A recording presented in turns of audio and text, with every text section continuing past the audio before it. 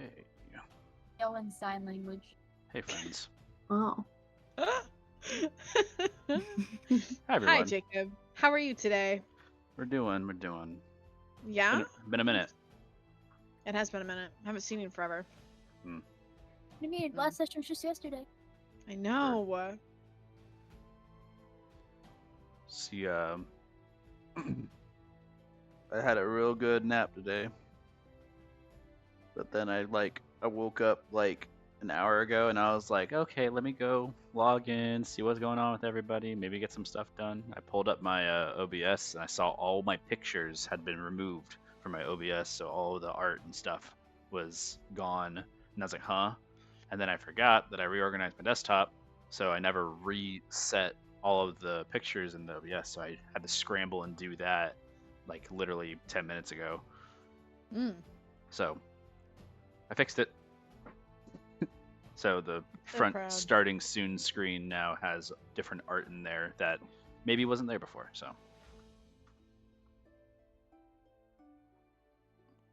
I'm all good with that.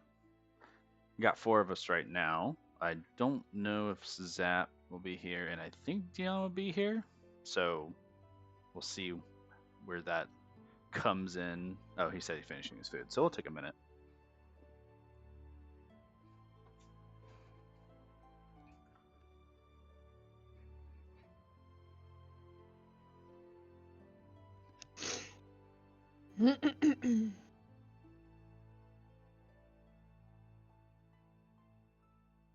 I forgot to nap today, now that I'm thinking about it.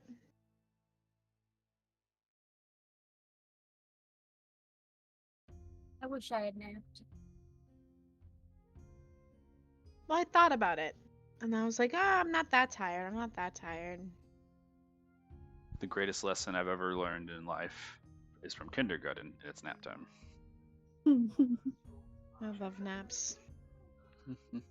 Naps are so relaxing.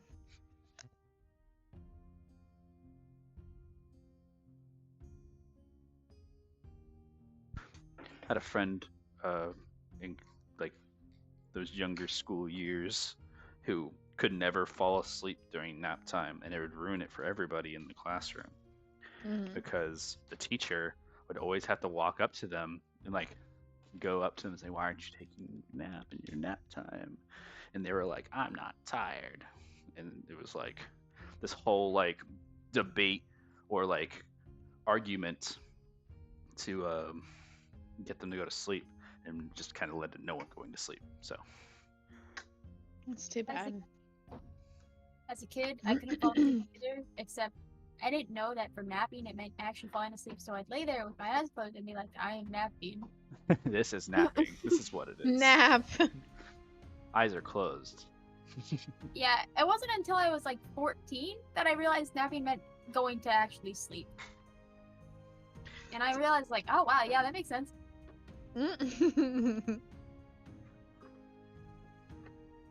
I too napped once. If one of y'all could do me a favor though, because I did change some of the OBS setup, I also had to check the audio. Would one of Hi, you Zap. guys be able to Hi, go Zap. in there and see if it's too loud, too quiet? It's too quiet. Which one? Which Oh. part? I'm so happy Zap's here. Like everything, the entire stream, it's like as if I have my computer on like 5% as opposed to like 15. Let me try this then. Make sure your volume's also not down for the stream though. Before No, it is. I have it at 100. Okay. How about now? Slightly better, but still very quiet. Okay. Let me see if I can get the decibels up on that then. Is it the voices that are quiet? Yeah, just the voices. Just very. Just turn yours up. We'll see if maybe mine... Is mine okay? Or is mine also quiet? Well, you just turned mine up so I could hear like myself more, but you're still quiet. It's like it's everybody. Yeah, I'm turning everybody up. I have everybody turned down for some reason. It's probably because the previous one was capturing like a crisp audio or something.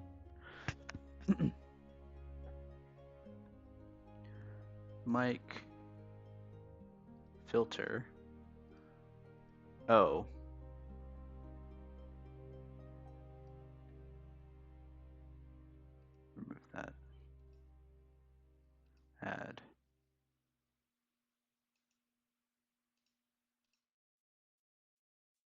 How's this? I don't know. Speak words. Speaking words, talking. Hello. That's like still pretty quiet. Oh boy. Can't turn the volume much higher, so I'm trying to think of what that is doing. Maybe it's my actual mic setting. It's not like you. It's not like, oh, you're quiet and everybody else is loud. It's like everybody is quiet. Everybody should be the same volume now, though, so. Yeah, I know. I'm saying it's like the overall volume is just quiet.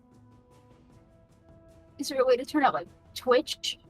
To, like it louder? I don't know. I'll have to look.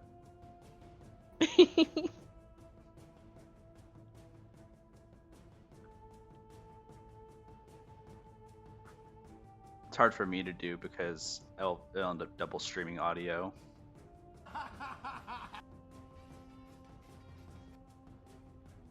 No, man. I mean, it isn't like so quiet I can't hear it. It's just like I like crank up my PC volume and I can't hear it. It's just more to hear it. Like, crank up my PC volume. Yeah, the volume's More to fine. hear it. I think it might be My your PC volume.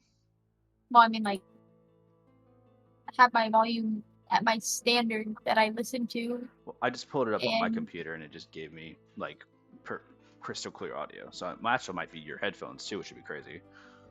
If Well, I you mean, have then wouldn't headphones on. Discord be really quiet for me then? I have no clue. I don't have an answer for you. Is everybody at 200% in Discord? Yeah. That's a sign for you then, wouldn't it be? Well, it's more like you're at like you're at 141. That's your percentage. Anyway, welcome Zap. I know you said you were going to come in later. Happy to see you. We start in a little bit.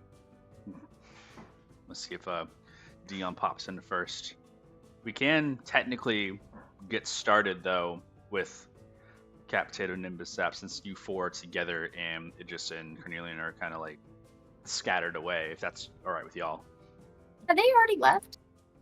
They had taken off from the last part of the previous session, so they are off on their own, and you four are kind of just conglomerated in the front of the mausoleum of this grave or this lair entrance.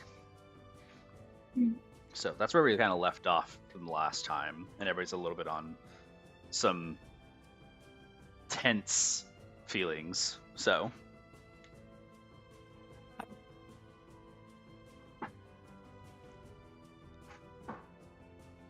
but if Zap and Nim, you're both here, then we can get started if you want.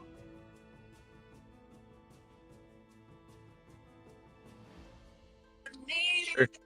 Okay. You're Zap. All right. So with that, nothing much else to go forth on in this scenario.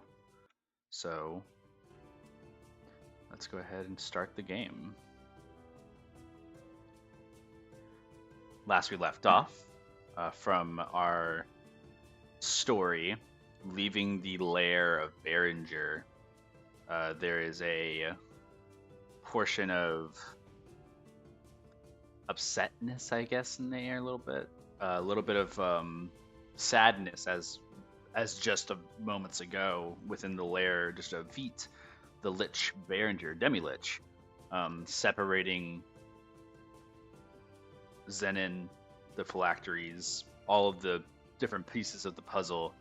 You guys end up vanquishing the Demi-Lich in the lair, but also in return, Zenin, his life is taken, leaving a shot in their neck, kind of extreme past, and you guys carrying Zenin's body out from the lair. There's a lot of like, everybody's exhausted there. I think that's the best way to describe it. You guys have been in here for 3 in-game sessions, but actually just in general like a long time for your player characters too. So a lot of exhaustion is pushed around you all, and some of you still low from the fight you had already been a part of. Everything's tense, like I said before, but everybody manages to pull themselves together as they walk out of the what's it called the lair, and we are all gonna zoom in not on Cornelius and Idrin, Cornelian and Idris. We're actually going to zoom into the four additional members of the group who have kind of isolated by in this moment, seeing Idris and Carnelian had stepped away in their distance. Carnelian specifically stealthing away. It just tries to follow, and you see that it all kind of breaks off, and there's just some tension around. We're left with Father Cruz. Okay, well, Father Cruz, Mimosa, Ymir, and Velu. Mimosa, you're holding Zen still kind of in your hold, and Ymir, Bongo's with you. It's you guys are all together for the four of you.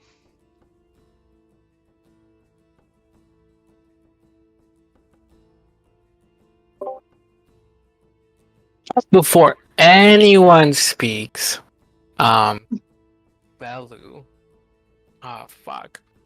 I was gonna walk up as Belu was coming from Idris and Cornelian. I'm gonna walk up specifically in front of Ymir, and he's going to say, "Hey, I know what happened back there was really rough, and I know you're feeling a lot of emotions, maybe, but I am here if you want to talk, and I am sorry for maybe not doing anything, but I didn't know him as much because I saw you look at me whenever you're trying to stop Carnelian, and just want to say, okay, I just want to say, I'm here, and then he'll look at Father Cruz and Mimosa, and he'll say, Bella's gonna say, this is kind of like the same thing, but kind of not. He's gonna look at specifically at Father, and say that I am here, Father. I know that typically I don't talk a lot, but I think I'm at a very neutral standpoint of what just happened. And I know you're angry at them, and you need to leave them alone for a little bit, Idris and Carnelian. And we need to, well, y'all need to figure out your emotions and like let it die down before we actually go and meet up and talk to them. And Bella's just gonna stand there and wait for anyone to respond. Cruz is just gonna nod. That's very sweet of you, Velu. I think. Sorry. Continue. I was gonna say, I think we also need to figure out what to do with Zenin. I mean, we're in a holy city. We can't just carry around a corpse with us. But Velu, did they say where they're going? I mean, this is a big city. I want them to stay safe.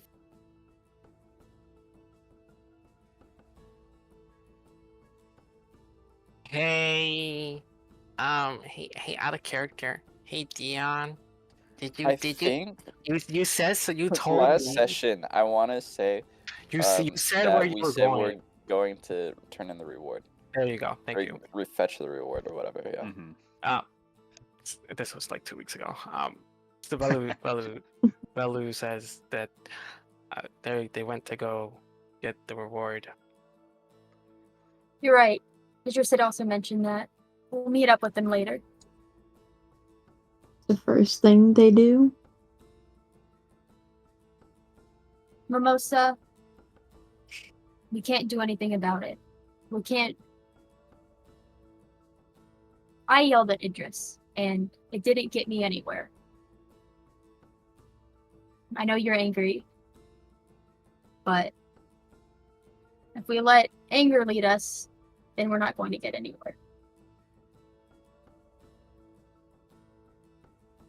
Most is going to exhale through his nostrils and then start, like, slowly walking towards the entrance.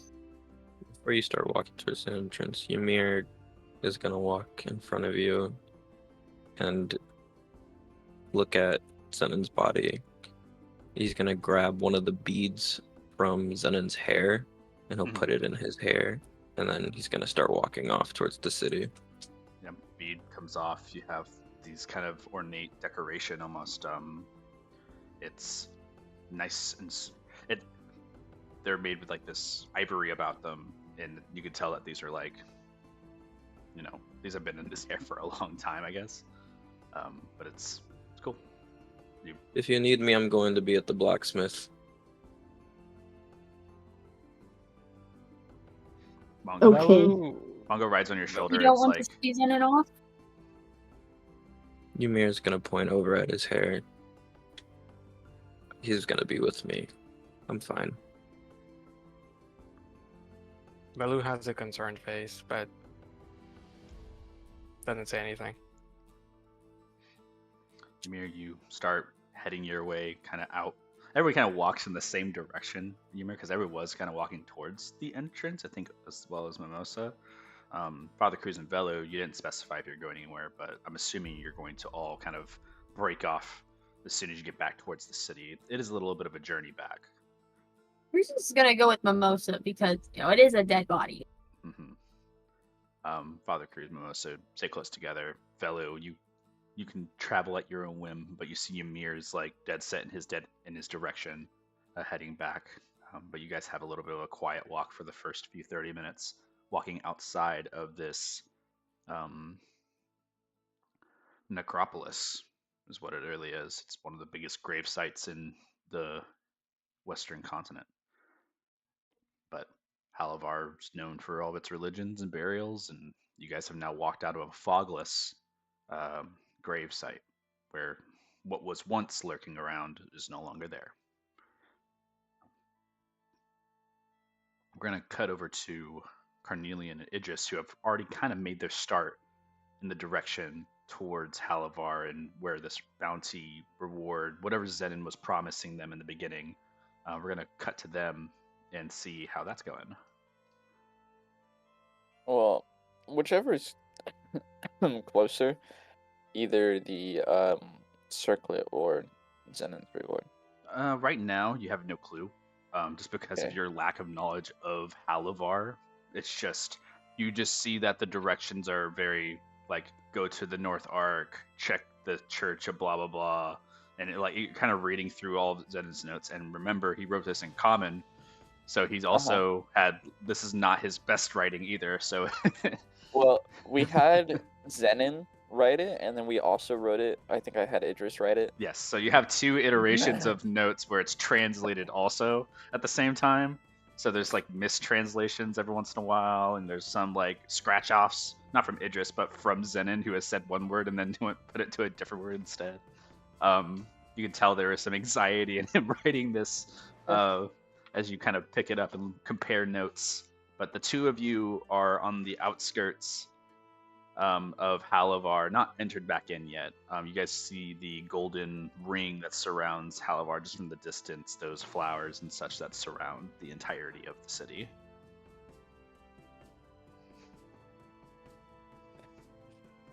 Do we need to go inward more? I mean, You think, Idris? you. Sorry, not to interrupt you either. This is also a thing as well. I need you both to make perception checks. Oh boy.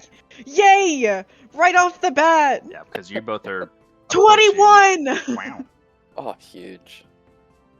19. In your perceptions for both of you, it wasn't long ago where you guys had met up with the people who are also in the lair with you guys. There are some people who are the escaped people who you guys freed and released from the lair. So you guys actually do see one of those individuals who's walking back now. It's that dwarven individual along with their human counterpart. They're both walking kind of side by side in a slow motion with one another back to Halavar. They also have not reached the gates and entrance, but you do see them maybe like 100, 200 feet away from you.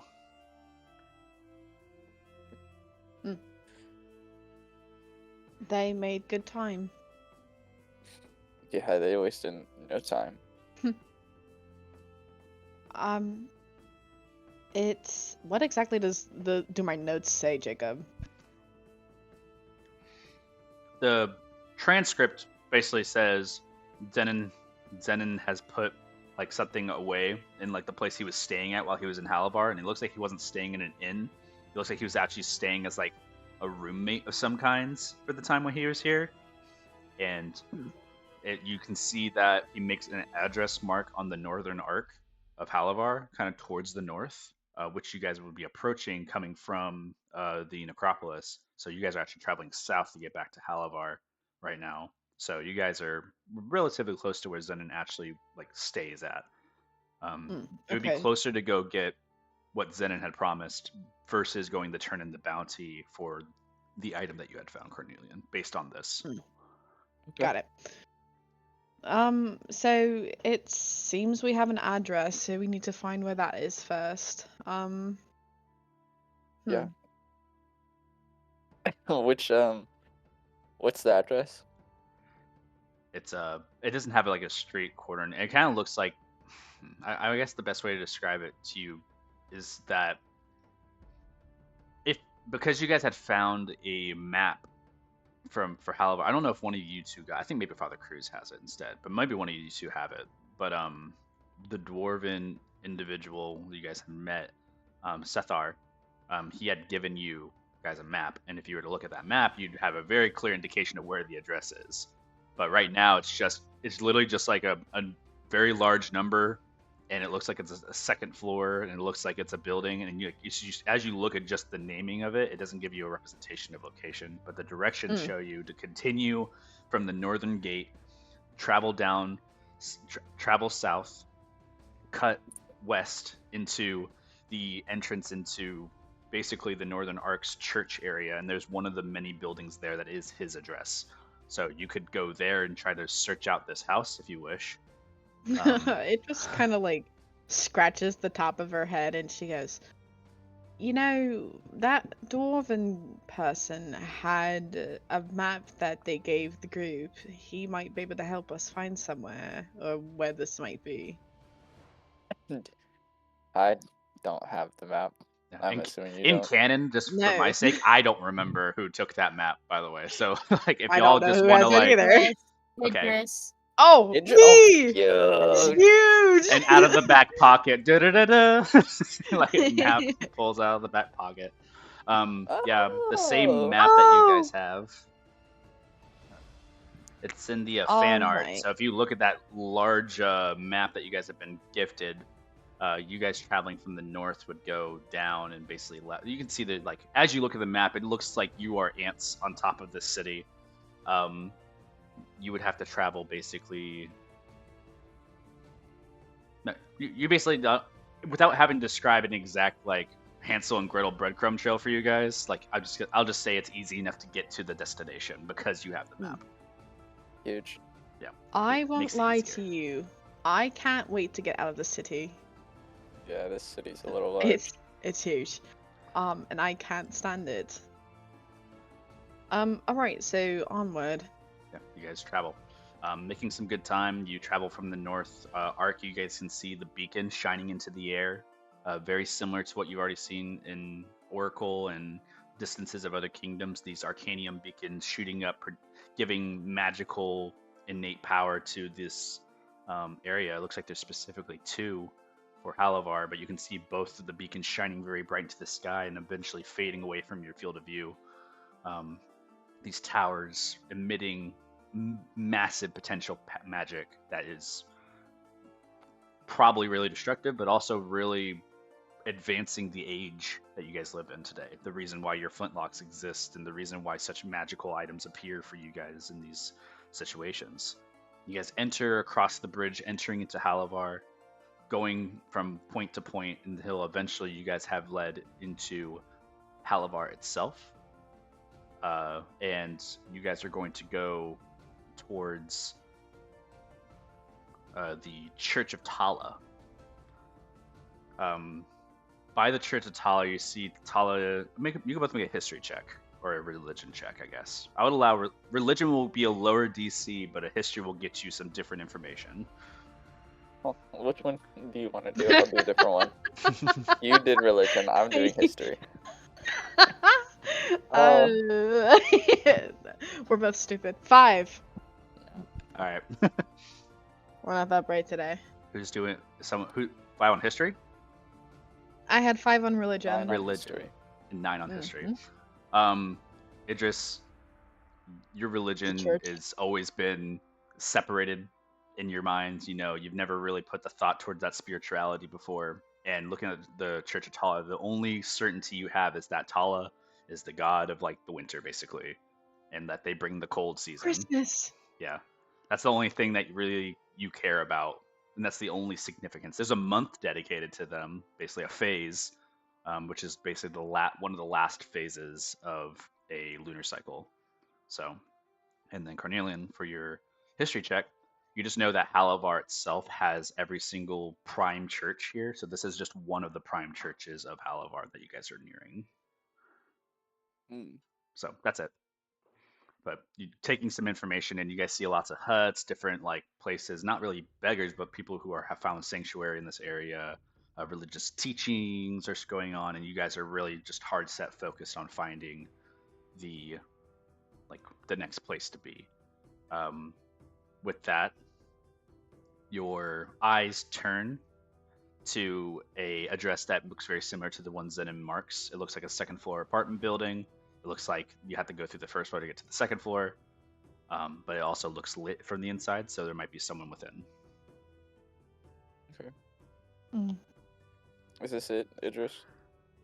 It looks like it. He might have been living with someone. That's fine. They can help show us where his stuff is. No, I mean like it might have been like a friend or something. We might have to, break the news of his passing. I have no problem with that. He's dead now. Lead the way. That's what he asked for. So, I know. yeah. How the fuck do we get to the second floor? as you kind of walk up to the thing, you don't see like a ladder or anything from the side. You don't see a window or a dock. It's literally just 2 floors. You see a very small, like not even the size of like a shield window, and you see that he basically lives in the attic of whatever this building is. You walk up to the door, and you can see that there's some light coming from underneath it, and there's some, not conversation, but looks to be some sounds of just people walking behind it. Well, let's knock. Carnelian will walk up and do like 3 really loud bangs on the front door. You hear just on the front. The first thing you hear is little small taps, followed by really big taps at a trip. And then you hear small taps again until the door opens, and there's a small little girl that opens the door. Oh no. Hello. You see that they are elvish, like pointed little ears, but this is like a very young elf, obviously. Just looks up at you. It's like, kitty! It just puts the hands up and like does the uppies like to you. Oh. Carnelian will walk to the side of like an Idris. Oh, No. It just walks over. Sophia, come here. Sophia, come here. And just like you see like an elvish mother like kind of going picking up her child. You see another elvish son who's like maybe like 14, 15 years old, who's just kind of like just like his arms are crossed and he's leaning across the back of like the stairway up. He's like kind of leaning against it, and he just like gives you like a dead glare, Carnelian, like an angsty teenager glare. Do you know of does anyone else live here? Make a persuasion check with disadvantage. All right. You just entered you walked into someone's home, didn't get invited in, and now you're making like a question about. I mean, I'm not inside. No. I got 7. They just walk You by. said they you walk walked past towards the door. the kid, didn't you? No? I meant like walk to the side. Okay, you that stepped Idris through. would go Sidestep. step up. Yeah, I didn't. Just go a regular inside yet. persuasion check. I thought you walked inside. My bad. but make a Okay. perception check Can I still. re-roll completely? Or- No. What is your first roll? Okay. My first roll was a 7. Okay. A kind of like a teeth grit from the mother who kind of looks at you, kind of like an eyebrow raises and says, "We live here. Sorry, is there something I can help you? What's your name?" I'm Oh, apologies. My name is Idris of the Golden Skies, and this is my friend. She kind of nudges Carnelian. Carnelian. Okay. We accepted. Well, she kind of holds Zenon's note out to her, and she's like, we accepted a quest from a man named Zenon, and he said that the reward would be here at this address here. Oh, Zenon. He had. Yes. Oh. And he's not. He kind of like looks past you and looks at you. Is he? Where is he? Do you mind if we step inside? It's Idris appears a little Sure. crestfallen, tea? and she, You want any of you want tea? He would be nice. I would love some. Can I help you make it? I'm so sorry to barge into your home. I mean, I have it already made, but please, Oh. you both can come in. She kind of like bounces like her little girl, and like the hands go back out towards you, Carnelian. Just again, the hand clappies are like kitty. Oh, she's adorable. How old is she? We literally just had her maybe in the last phase. Really? Elves grow so fast, and they, and it's like look over at her. It's like she's just a little one, but the last cycle has been a long one, and when she came in, it was a blessing. Actually, came through the months at Castro, and you know how terrible that is. Oh yes. Oh yes. And just closes the door, letting you guys inside. There's a couple moments pause. You guys are given like some beverages. You guys like kind of are walking around a little bit. Carnelian, you make an investigation check if you're being a little snoopy if you want to be. Hell yeah. But it just you kind of gain the attention more being kind of that more charismatic face, so you kind of don't find an opportunity to not be let out of sight. 23. 23, lots of photos. You don't see with the 3 people here, you don't see like a father here. You as you walk around, there's no like indications of like adult male clothing at all, and you also see that a lot of the room is a mess. Like there's some toys that are just laying on the ground. You see like there's like a wooden sword that's kind of like put down to the side over by like where a living space would be. It's a mess. There's a lot of like just stuff on the floor. Okay. But yeah, you look Idris in conversations like, so Zenon, will be coming back later, or? Idris kind of just looks at her and she goes, "May I have your name?" Yes, sorry. You call me Philomena. No. You do not need to apologize. We're the ones who are barging into your home. Just looks Philomena. A pleasure to meet you. I do, however, regret to inform you that she kind of fiddles with her hands and she reaches out to gently touch her shoulder and she's like, "Zenon has passed away." Oh. Yes, I'm so sorry for your loss. And just kind of like puts okay, now Sophia, go play with your brother. And just like she walks off and kind of walks up immediately to you, Carnelian, as you're looking around the room, and just like looks at you again. You see that the brother doesn't do anything to like regard with it. He just kind of stares. She looks and says, "Was it because of the thing? I know he was having trouble finding people helping him, but if you had helped him, then oh my goodness!" And just like kind of puts her hands to her face. And this is you have brought his last words with you, I guess. Yeah, he stayed in our attic. We had him in. He kind of knocked on the door, and and no inns were accepting him, and he's been here for a couple phases. I didn't realize how dire his situation was. Yeah, This is a shock. It was quite tragic. It's poor. He's such a good man.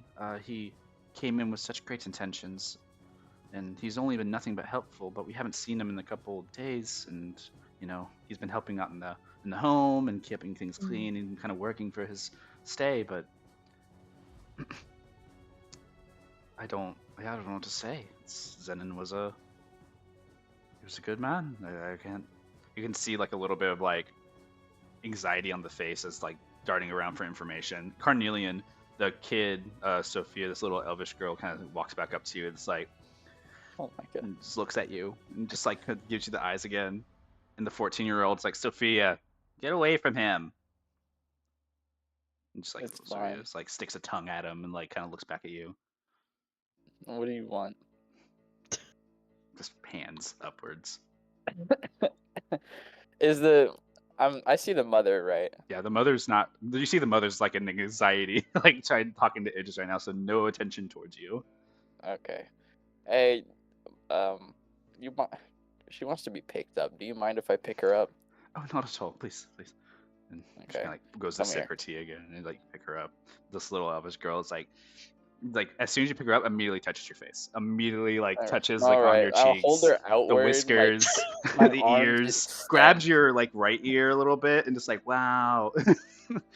Okay, that's rude. Please don't do that. Sorry. It just kind of like looks over. Wow. Just you could just redirect her attention. And just like goes to grab the ear again. All Do right. you want me to hold her? I got it.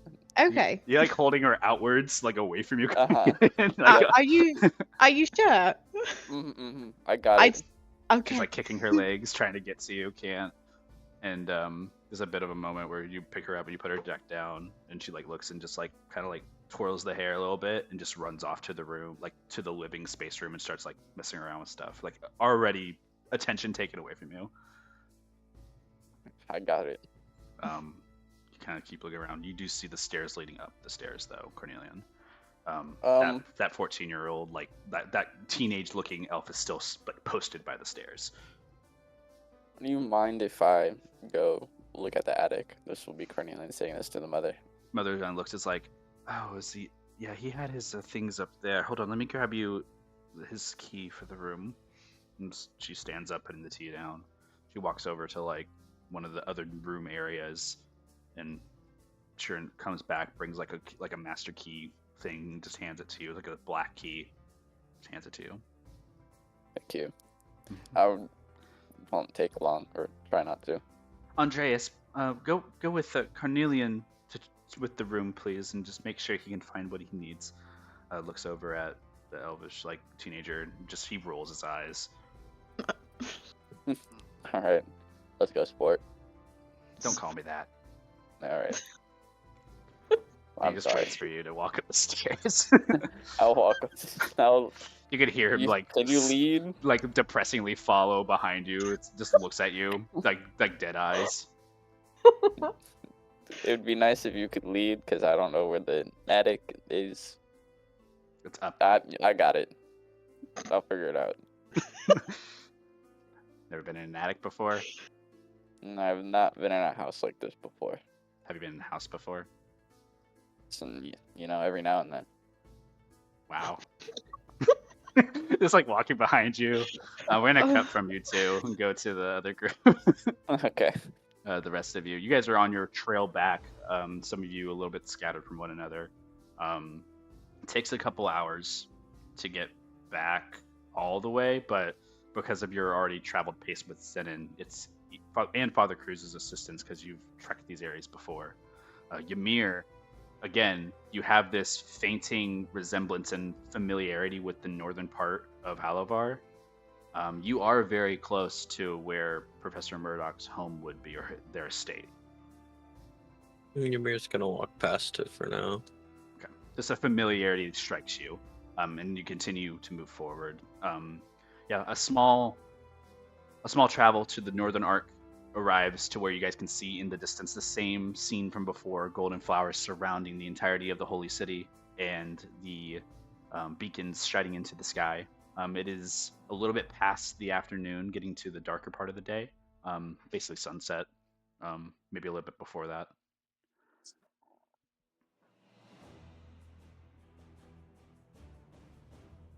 Yeah, you guys can arrive into the city, and you're going to the blacksmith, Ymir, but the rest of you, Are you guys following along, or are you guys going your own separate ways?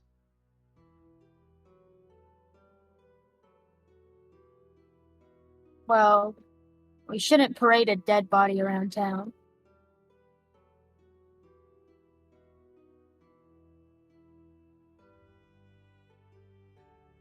Rest in peace, Zenon. Cruz is just gonna just nod his head along with that and try to flag down a guard.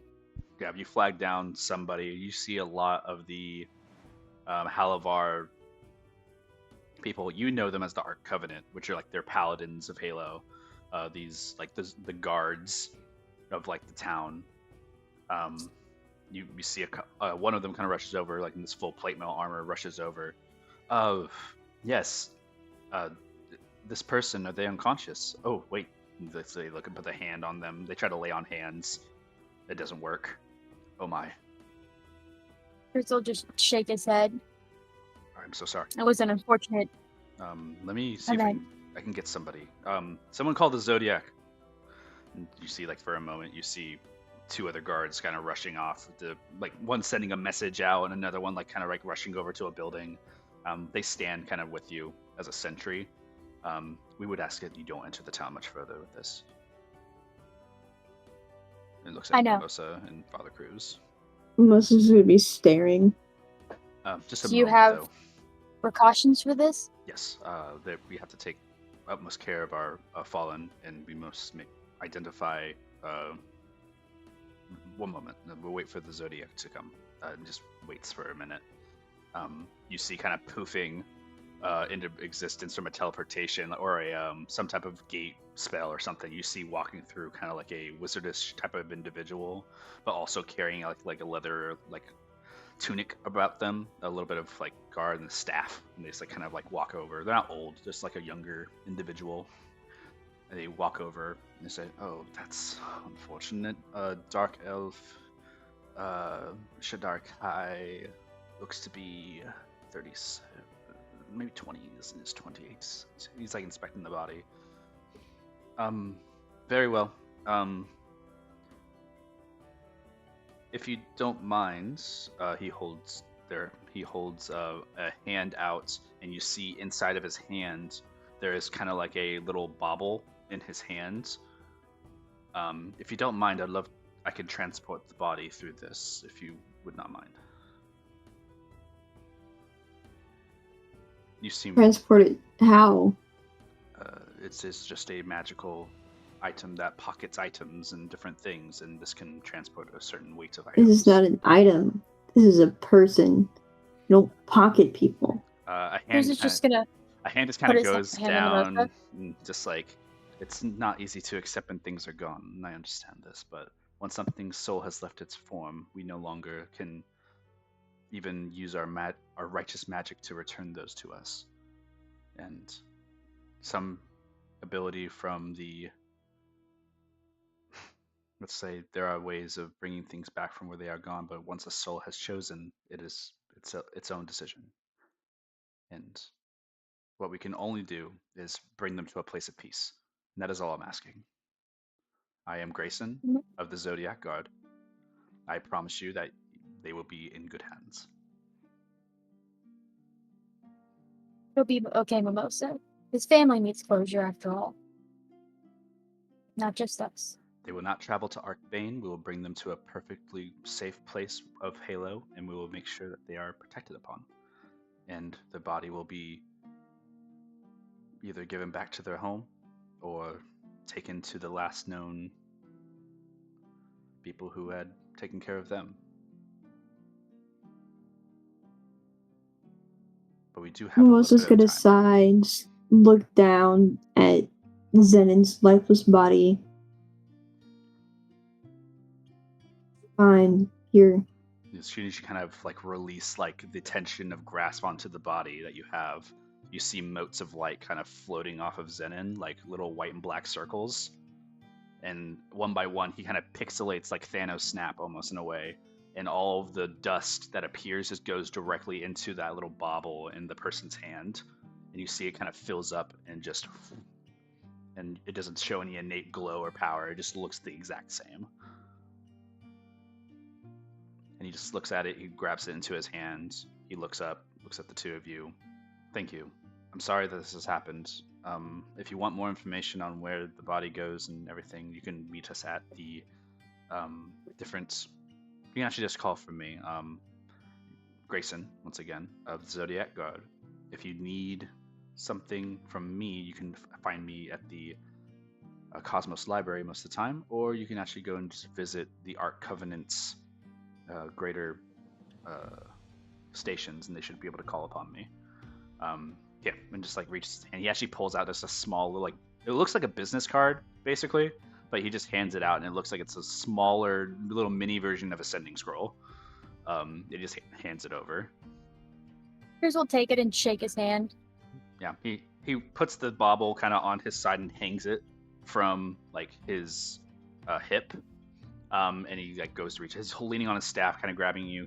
He looks really young in comparison. Might be even like a half human of some kind. Like, just shakes your hand. Thank you.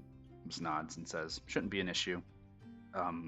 But thank you for bringing us to one of the guards. This could have been a nasty encounter, given if you had walked through the town with this. Some places actually do different practices with their dead, so it might be possible they have been targeted by spells, brought back to life, and then that would have restricted any resurrections and such."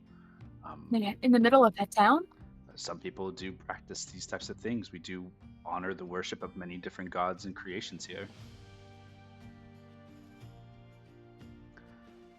And without a name, how do you track down the family? We do have our most of our procurement in our ways actually comes from the entry log of whenever we do have citizens register through the town. If they are travelers, then most of the time it does go, unfortunately, over to the necropolis beyond us into the North Ark, which seems like you came from, given the smell. Now, we had come from Halabar and traveled outwards. Okay. Which is why we brought the body back. Well, this individual, I'm not familiar, but I will find as much as I can. And with that, we will move forward in gathering his belongings and natures and sending them to whoever would have it. So, with that, good luck on the rest of your travel in Halabar. Sorry for the precaution that we make here. But if there is anything else that we can do for you when it comes to the deceased and departed, you will call upon the Zodiac. And looks over at the paladin that's next to you of our covenant and just nods and says, you all have a wonderful rest of your night. And you see the finger from the staff kind of raise up and smack into the ground, and just an orb just appears and just teleports him away, and you just see him no longer there. The paladin who is there with you, this Ark Covenant paladin, goes over. It's like, is there anything else that you need assistance with, Father? Right? To see the ordainment. Nothing at all. Melissa's gonna look over, bloodied and bruised. Oh. Maybe healers. If you're looking for a clerics, you should go travel to one of the many prime churches. My lay on hands is specifically guided for the fallen. If someone were to fall, I'm not allowed to use it on any other case. But I will grant you this, and just 1 hit point goes to Mimosa from the lay on hands. You get 1 hit point, Mimosa. Wow, thanks. A taste of the power of Halo. Yeah, okay. I recommend going to the Church of St. Eli for more like this. And looks at the rest of the group who is there. Ymir, you've already walked off. Ymir, yes, Ymir's gone. Looks around. I don't know if Velu kind of tracked on their own or not, but Velu, if you had paid attention to any of this, you have seen kind of what has passed. Well, I would have waited, and then would have walked off. Did Velu Not tell us where he's going? No, he didn't. He does not say where he's God. going. You guys are great at Not following communicating. him here. Yeah, you guys are on your own adventures. This is just gonna look at Mimosa. Let's go get healed and then track everyone else down. Yeah, okay. The steps back into Halabar, somber steps a little bit. Father Cruz, a lot goes through your mind. You do pass the same church of Tala from the northernmost point of the town, and there's many different prime churches. You can actually see the airship skies on the eastern part of town, which hover over the giant Leonidas Colosseum, which is dedicated to like the god of like war, basically. You see many different like representations, and you also see the inner circle, which most of the Cosmos Archives, Church of St. Eli, etc., factions, where the ministry stays. Do they Cruz have a church here? You've visited the small shrines that have come up from your religion of Palladism, but they're not as extreme as like full churches. These are more like you have like a small house dedicated to it, basically, in comparison. But you have been there already, right next to the memorial.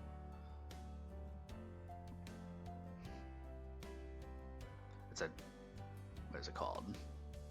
It's a shrine of rebirth, and it's on Memorial Will there Abbey. be healers there?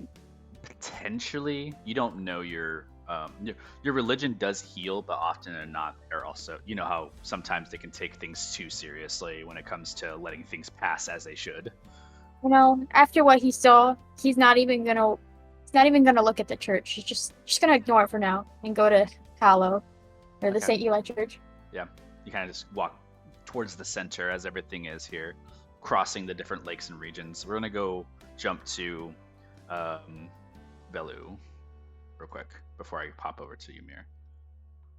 Velu, you're kind of wandering off right now in a direction. Is there anywhere you're going?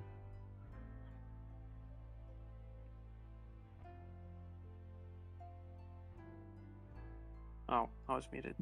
Library, Yeah. the big one. Okay. Yeah, you walk towards the center of town. You walk up the steps into the central ring. You see the large Church of St. Eli, which you've seen before. But specifically, you also check out the Cosmos Archive. It is another grand, almost like a temple almost, to the side of the church. And you see like there's paths dedicated to walking up to it from the different entryways. And it all kind of collides together. Wow. It's really, it's a spectacle for sure. Entering into the library of the Cosmos Archive, you are greeted immediately with a kind of robotic sound. Welcome to the Cosmos Library. Please make yourself known for the Ramon Cosmos Archives. I am your overseer, Orca, and I will be assisting you.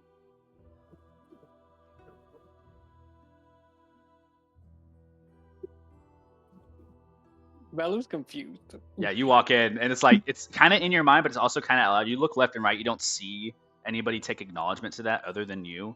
You see another person walk in and doesn't seem to care or phase at all. What are you looking for? I'm looking for like books involving curses of Lycan. Curses. This way. And you see kind of like your mind kind of like narrow in a direction, and you see the floor kind of ignite with like these little like under the ground like light cantrips that lead you in a direction, kind of like similar to like a walking path, and they're right where your feet start, and they kind of appear like footsteps to you. Oh, okay. Belu walks. Yeah.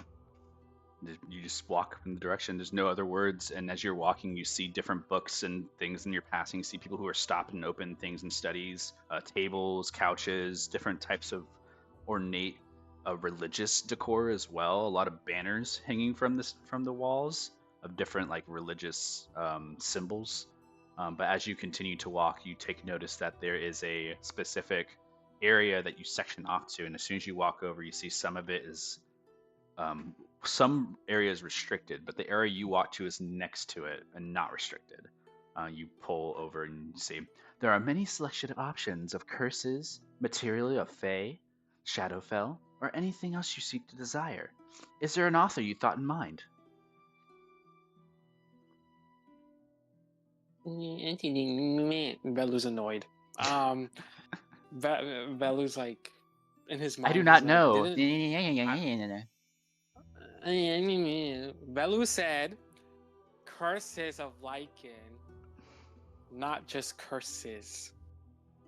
Very well. You see like one of the books shoots off of the bookshelf, kind of like half out for you, and it just moves for a second. Oh, okay, thank you. Thank you, robot lady, whatever you are. You're very welcome. Enjoy your read. Thanks. But look at the book. Yeah, you grab it and see the front of it. Let's see.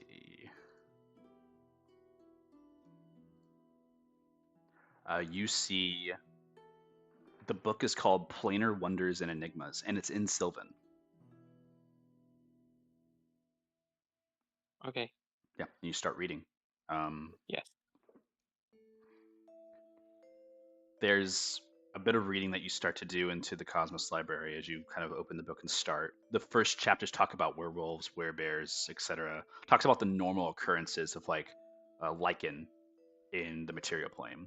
It talks about like how the material of their planet was not once in fact like a moon.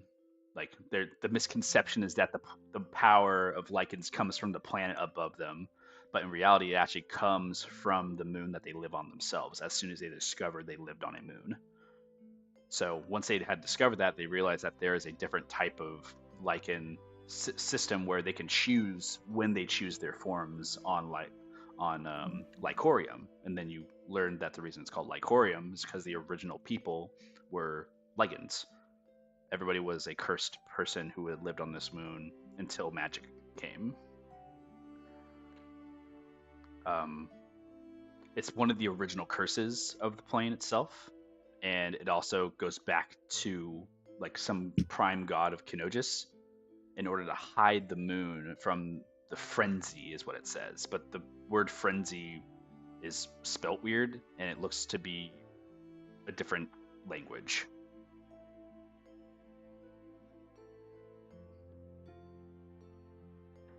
Okay. It talks about how the shadow of the Kenosis, the three Knights of Eclipse, protected the lunar creatures from the red light that emits from the planet, and which causes all those creatures to end up being cursed. Anywhere there is light on the moon, all creatures are subject to that curse. May they remain within it within those 3 days. So you learn that the eclipse actually protects from a greater evil beyond whatever, and that's like a folklore goddess type story for you. So it's more like myth to you than it is fact. It talks about fey lichens in this next excerpt you're reading. It says any lichen originating from the material may find themselves within the realm of fey rule or Grimwild. Without a day and night cycle, the lichens do not have a tether to the lunar energy that is part of the material plane, but instead they now adapt to the environment and assimilate to the nature of which they are in. Only original Fae hate lichens because they cause more havoc than they do wonder. Lichens can be free in their natural lichen forms within the Feywild, but they are uncontrolled by their tethers to the plane at the cost of their humanity. And you see like excerpts of like Fey memory loss, other different types of curses that exist because of this. There's actually a small excerpt here. Can you make a history check for me? Yes, I can.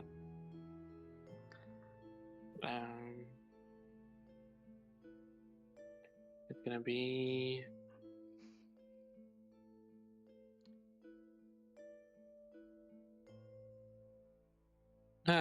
11. 11. There's an excerpt here. It's not hard to find. It's just more, the history is just more about understanding true or false of it, which I'm not going to tell you because you rolled too low. But I will say what the excerpt says. Changelings are considered to be natural-born lichens of the Feywild, but instead of power to lunar energies, they have natural weakness against the lunar energy. And then you kind of just read into that and just kind of take that in. But it does start to go into detail about the traits of Feyreal and Grimwild, like curses of lichen. Some of the traits that are common for a Feyreal type lichen that goes onto like the light side of Fey, they like have blink type qualities. They're like fauna, wings, flowers, evil little snickers. They're tethered to like natures and seasons. They hoard treasures. Very, typical fairy type of activity. However, from the Grimwild, it talks about traits of nightmarish whales, susceptible to light, unnatural parts or misfigurations about them. They're hunters. They're Icarus, insect-like. And as these traits get read off to you, you make a connection between the Grimwild and Mimosa.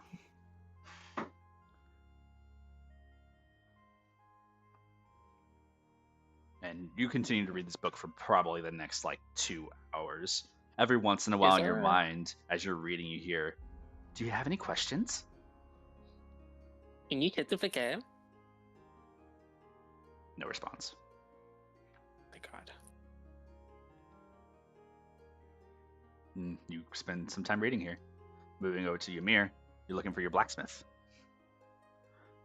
Mm-hmm. In the north part of town, you're kind of unguided in your path, but you do remember where you had last seen a blacksmith. Period. You approach back over to in Halavar. Let me see here.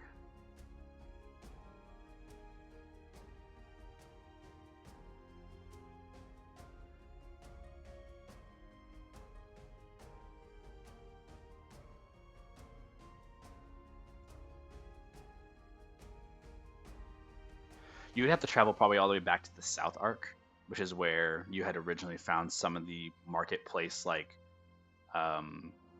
things around you. I'll say with a little bit of time, you could probably make it there before the night falls and things close. It is kind of a walk across the city to get there. You'll probably be arriving at the store itself, basically when it's about to close. Okay. We skipped that time a little bit ahead for you. And as you're arriving into the southern market, you see the blacksmith that you had approached before closing up shop. Mir's gonna walk by. Yo. There's a turn of the head. Oh, you had come earlier. Hi. I finished it. Oh, you. Mm-hmm. Oh. You could see Ymir hasn't cleaned up the blood and cuts from his body yet. That's proof. The what? You Yeah. The It's done. The mission that you said I couldn't do along with my friends, we did it. Well, where's Zenon? Where'd he go? He's dead. And it's you see a face of kind of straightness kind of come towards you. Oh. Yeah. Yeah. Ymir's his one eye is dead. And he will look down at the goblin's feet. Yeah, he's dead.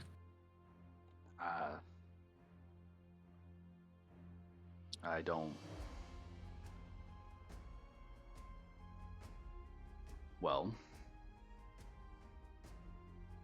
I don't have anything to.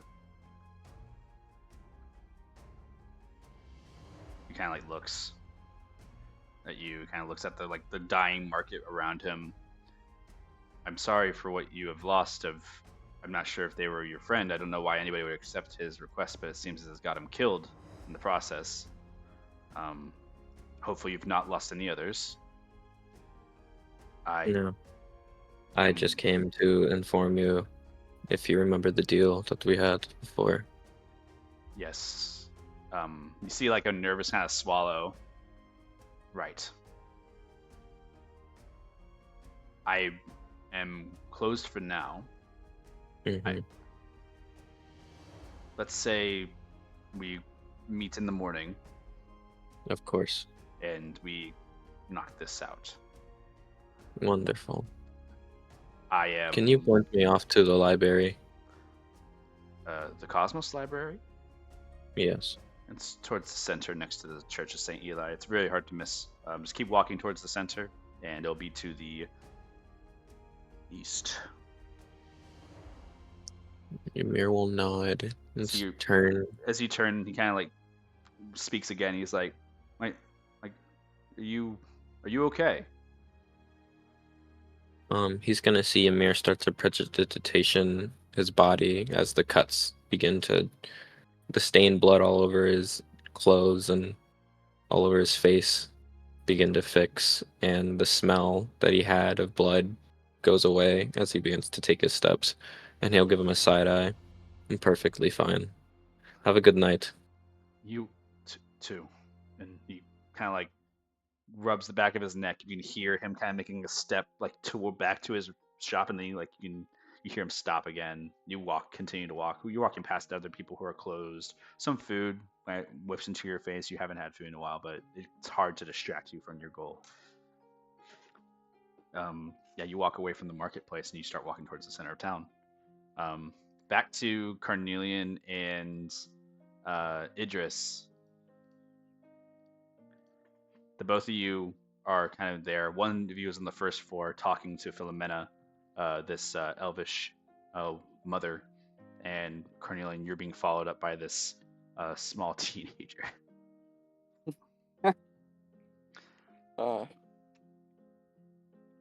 So, the attic's this way, right? He just like looks at you. Okay. Well, it looks like an attic, doesn't it? And is it a ladder or is it Are a you dumb? staircase? Okay. I don't. All right. I'll just keep fucking wandering for the. You just keep walking. This little bit of angst in the voice. It's like, hello. Huh. And you go to the door. The door is locked. You get the key out, turn it, open it. You do see a room opens. It is a small hovel of a room. It's an upper attic. You are 5 feet tall, almost 6 feet, like 5 going to 6 feet tall potentially, like around that height, and you have to duck in this room. Like you're kind of hunched over walking through this area. I'm pretty short. Yeah. This is a crawl space. Oh. So you're like leaning over and hunched. This 14-year-old like kid, this like teenager's like walking past you, like straight up. You guys are almost the same size, but he's a little bit shorter. He keeps walking, and as you're walking, it's like, what are you looking for? Hello. It's just stuff to collect. Like what? Do you know of any like?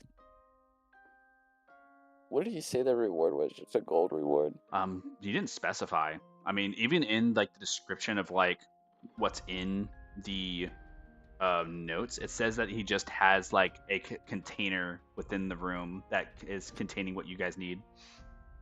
Okay, well, I guess I'll look for a container then. Yeah, you just kind of take an investigation around. Make it with advantage because you have the note describing it. But during the meanwhile, you just hear this teenager. It's like, are you like an assassin? No. Have you killed anybody? Yeah. So you're an assassin? I mean, I wouldn't say that. No. Do you do it for money? I got 24. I can do certain tasks for money. Yes. So you're an assassin? Sure. Does that make you feel better if I was? He just looks at you. It's like, just doesn't say anything. You look around the room, and underneath, like, you see like a bed cot. You see some clothes and some materials. You even see like a little gold and like silver like thing that's in here that he's been collecting like money into. But it doesn't lead you in that direction because as you walk over and you see the cot mattress, you actually feel underneath the pillow that he has up here, there is like an indentation to it, and you lift up the pillow and you see there is a lockbox underneath the pillow. I'll take the lockbox, and then it's like a coin stash. Yeah, you take his coin stash. You actually pull out, you get from him like 50 gold pieces and like 16 silver. I'll take that, yep. Yeah, just immediately like kind of take that. It's like, the kid just looks at you and it's like, nods. Money. Yeah, I'll give him the 16 silver. So did you kill Zenon? Why is that a question that you want to ask? Well, he's dead, and you're taking his money. Yeah, I did what he wanted. Helped him with his trip stuff. He's like, how much do you know about that? About what? The graveyard. Oh, I didn't know anything about what he was doing here. He just told me all of his stuff at home. And he said that his life sucked sometimes. That's really sad. He was a monk. And he said that he That's- sometimes was doing things for the monks, and then they rejected him, and he was abandoned. Yeah, he was pretty sad. How old are you? I'm 100. Are you really 100? I'm gonna insight this. Go ahead. Oh, 10. You have no clue. Elves can be up to like 800 years old. I mean, he hasn't lied yet. Uh-huh. He just like looks at you, like looks at everything in the room. Is like, so he's dead. Does that mean I can use this stuff? Ask your mom. She never comes up here. It's like you already see him walking around and like also inspected the room, kind of like you are. Are You you see, like, a little mimic. supposed to be allowed up here? No, he just like goes and looks through things. If you find anything shiny, let me know. I keep looking for more shiny stuff. You already see him stuffing some things into pockets and not letting you know. Okay, hey. Hmm? What'd I just say? What? What'd you just stuff in your pocket? Nothing. Don't lie to me.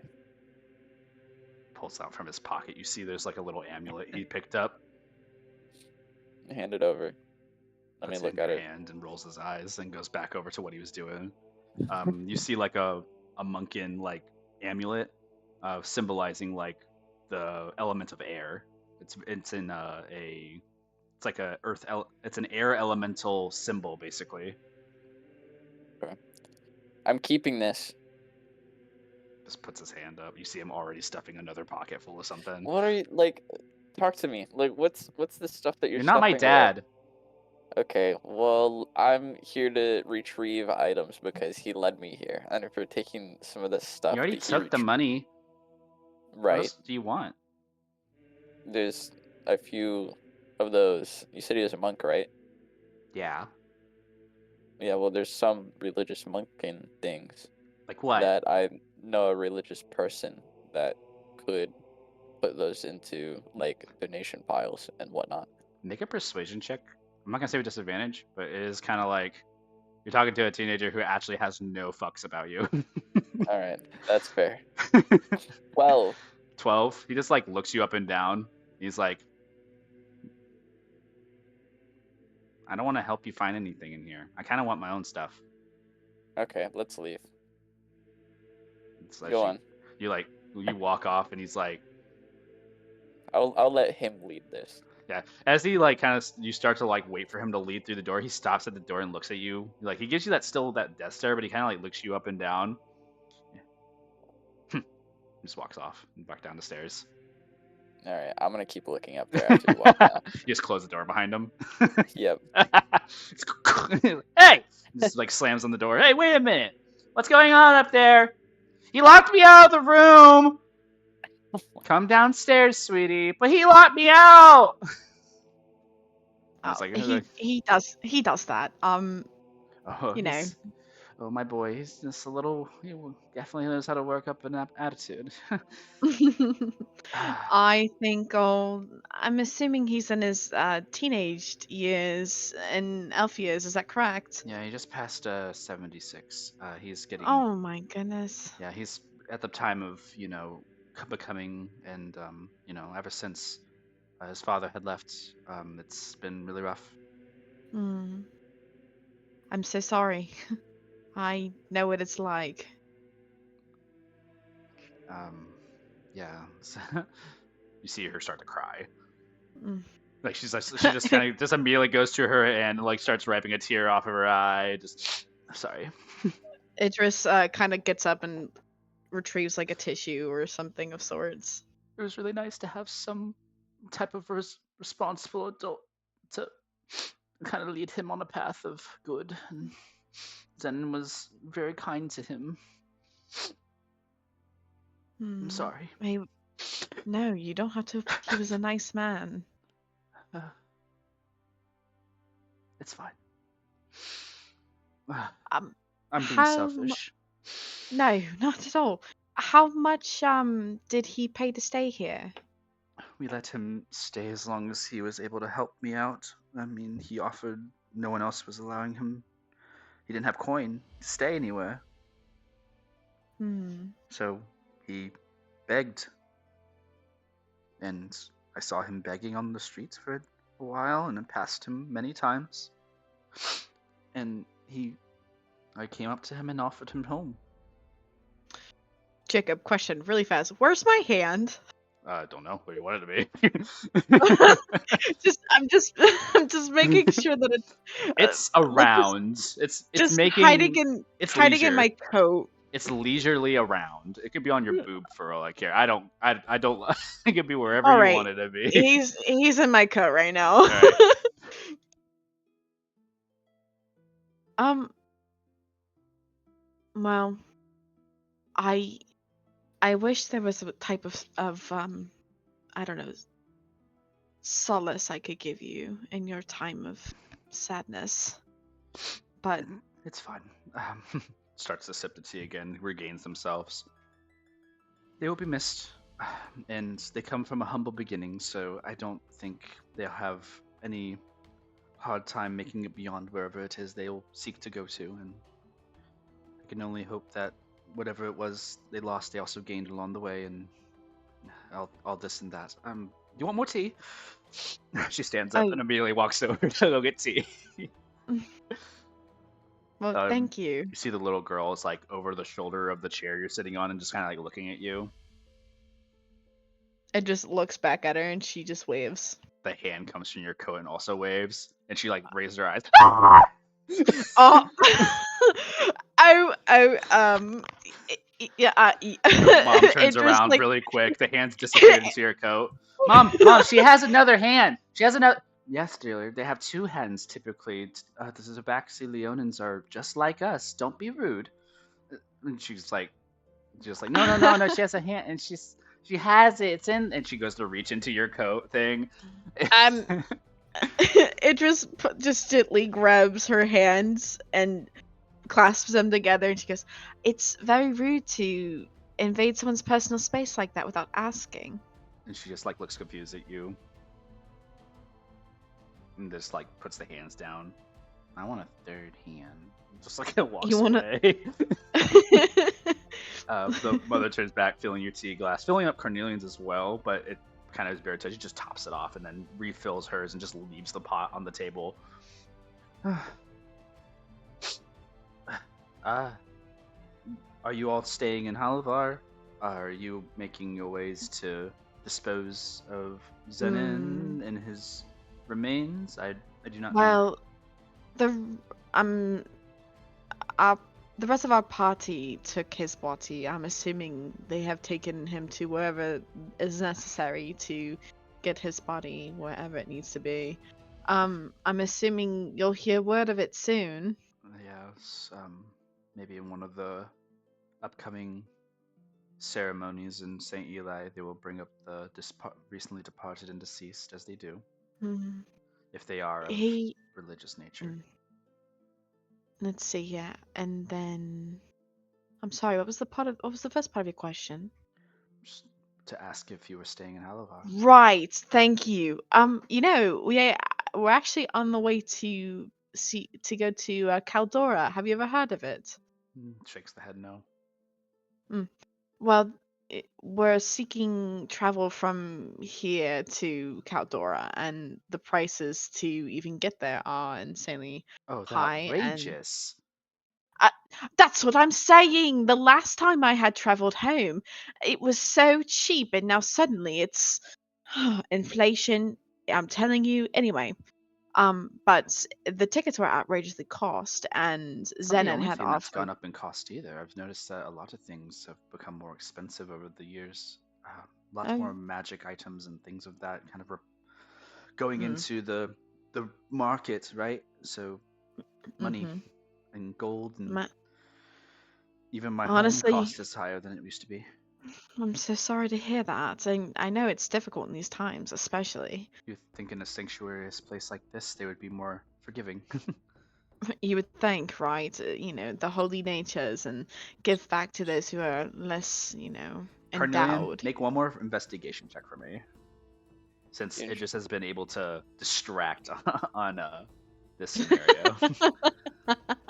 24. 24. You find a couple more items of Zenin's personal, and you also find some things that the home just has. For Zenin, you find some makeshift weapons that he has, like some Munkin type weapons. You find another staff that's just laid like across the floor. You see there is like throwing knives that he has in here that he never like equipped. So you get like a set of throwing knives, like 6 of them. Yeah. You see that he has armor in here that is just not as good as what he was wearing, like an older set of like just leather armor. Looks to be like just a simple hide. Okay. Maybe something he's picked up along the way. And of the home and not of Zenin's, you see that there are boxes, like not like cardboard, but like actual like crates. And one of the crates is open. Inside the crate, you do see that there is a stash of like wines that are just kind of like laying in the crate. Okay. I'll leave the wines, but take everything else. Now you pick everything else up. Nothing else of value. Okay. Yeah. Once that's done, I'll just go back downstairs. You open the door and you see the son who's like standing there in front of the doorway, just like waiting on you, and that kind of darts into the room beyond you.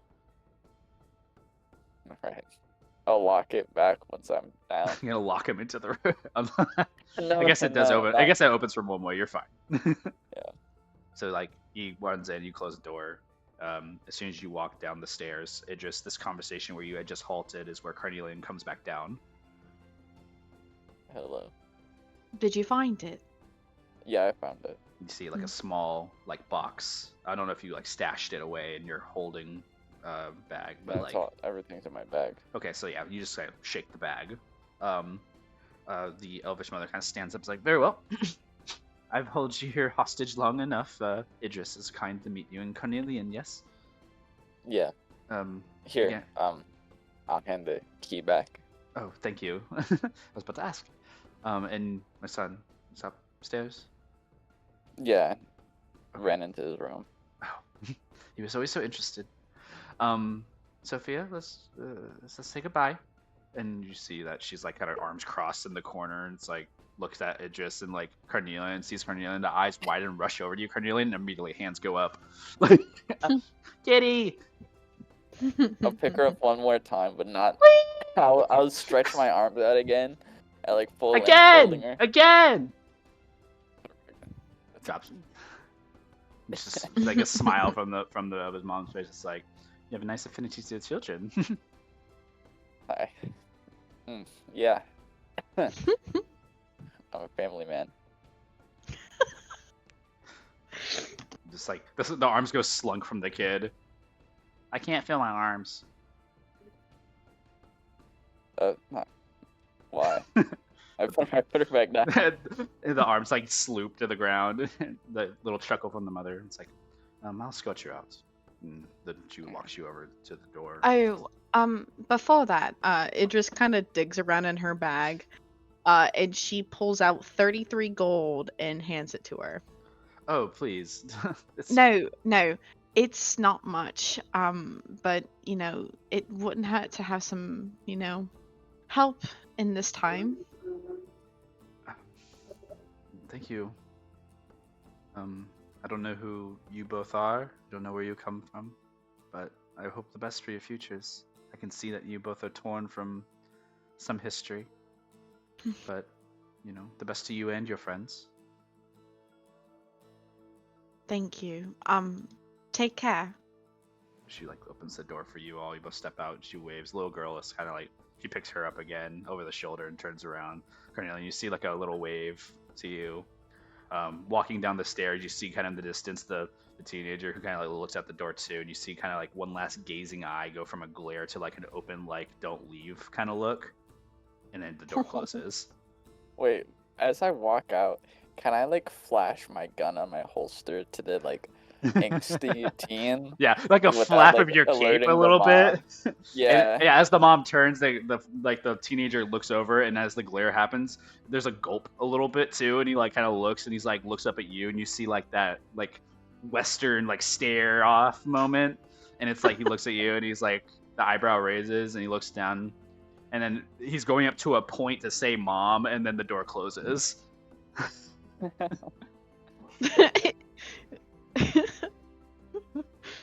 Yeah, you guys exit the area. Back to Mimosa and Father Cruz. You guys find some moment to get to the Church of St. Eli, of which you are immediately healed. There's a healing pool within the Church of St. Eli, and you rest your hand upon it. This is something you know, Father Cruz. You can literally just put your hands into the pool, and it will heal you to full health. So Cruz is definitely gonna do that. it's not like a bath. It's like just a hand pool that you wash your hands upon, and you feel like the rejuvenating holy water is basically returning your vitality to you. Mimosa's gonna splash his face with the water and like. A lot of people, Really? like some people, just Oh. like gasp at you. What? It's a hand washing pool, Mimosa. I was washing my face. Some people, Well- a lady faints. Oh. I think that's a new way of doing things. You kind of like pat Maybe on the it's time shoulder. for a little change. Exactly my thoughts as well. And you see from behind you, Father Cruz, the Archbishop, the one person really kind of in charge. This is Archbishop Xavier. He's the current ringleader of Halavar. Like probably the top. Would Mimosa know him? Rarely. Or like have heard of him? You've or heard the just, name like, for Sorry, sure. What did you say? What did you say his name was again? Xavier. Or how is like Cruz- Xavier, something like that. Cruz is gonna immediately just like look at him and say, "Oh, surprised to see you." And he'd like hold his hand out for a shake. Yeah, he puts a hand and puts it up into the air, kind of like all together with his fingers together, and he creates like this circle, like towards his chest, like and puts it out, both hands out to grab your hand, grabs both of your hands. This whole ritual to shake your hand, and nods his head.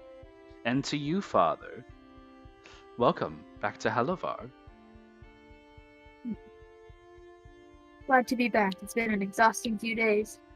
Oh, I must say, if only I had traveled as much as you in your time. Tell me, my kin, what brings you? You seem weak, but rejuvenated by the waters of St. Eli. We had just been in a battle, and we were going through Halavar on our way to the travel teleporters. Crap. Oh, the plane hoppers. Yes. Those were recently upgraded as part of the agreement we'd have with Oracle. So costs have gone up in the last few decades, but our range of teleportation has grown exponentially. So much more travel is to be done through these magical devices than your typical boat, cart. It's something of a great essence needed for those trying to find sanctuary amongst our city. What's the furthest reach you have now? We can go now, at this time. We can travel all the way down to the Southern Fiasco League, reaching to the islands beyond of the rising tide. And then there are some few places amongst the city of Epsilon, Circle of Epsilon. They have agreed to make some reparations for those who are religiously following, but seldom do we ever seek anybody from the Eastern continent.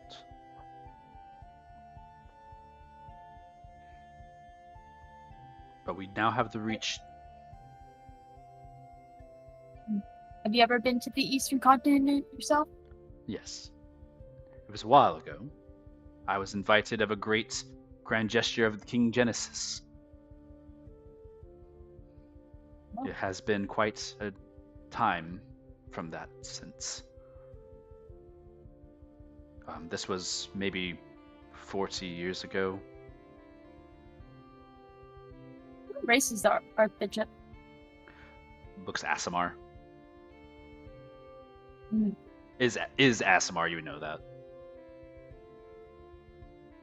Moses is standing there, arms crossed.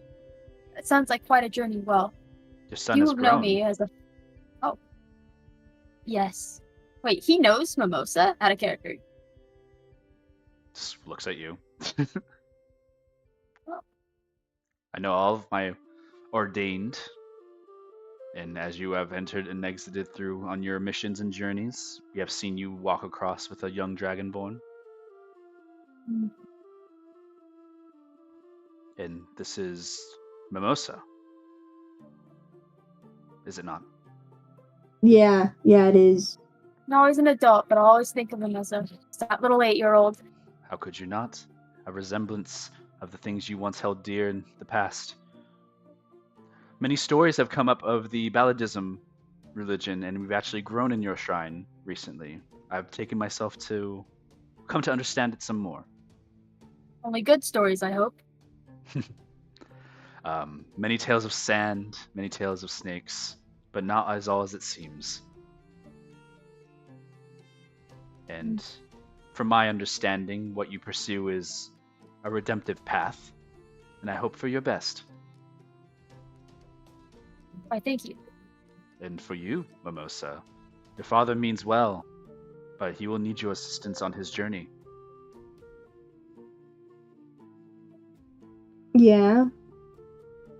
Many times Who's will you just find gonna yourself. elbow Mimosa? Yeah, Mimosa. A Many little times will you. nicer. Many times will you find yourself seeking to assist in some way, but more often than not, I'm assuming, this is my gloss over of the religion. Are you Forgive me just for being taking a candid. guess, or are you some kind of prophet? I have studied in the ways of Lucidia. I have no much ways of prophetizing, but Father Cruz here and you both have a tether to one another to where your goals are accomplishable only if you make it together. So always work close to one another, and when you lead astray, remind yourselves of the path that you had chosen. Looks at Father Cruz.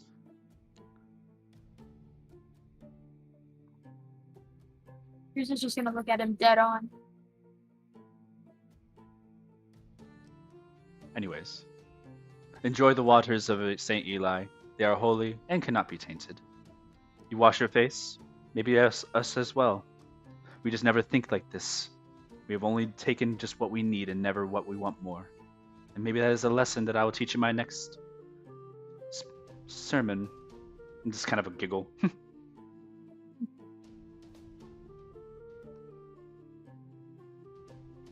Well, Mimosa, we best be on our way. Yeah, I don't want to be here anymore. You'd As be they a little happy. Set a new trend. And just looks and like at the two of you. It's like, enjoy your stay at Halabar. I'm sure you'll find a place that is accommodating to you both. Enjoy your radiance, and just kind of creates that little like hand up and circle motion around his chest, and kind of like offers out another hand to grasp yours, Father Cruz. Cruz is just gonna take it and shake it firmly. Thank you. Enjoy your stay, Father. And just turns and holds his hands out, and just walks around.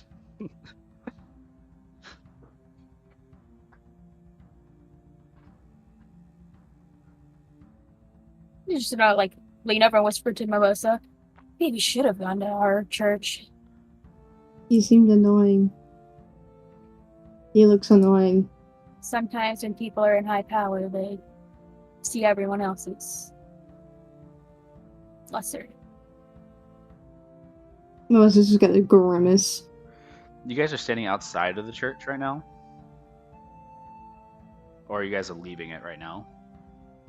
Like leaving, but not talking loud enough to people be like, oh my god, they're shitting on him.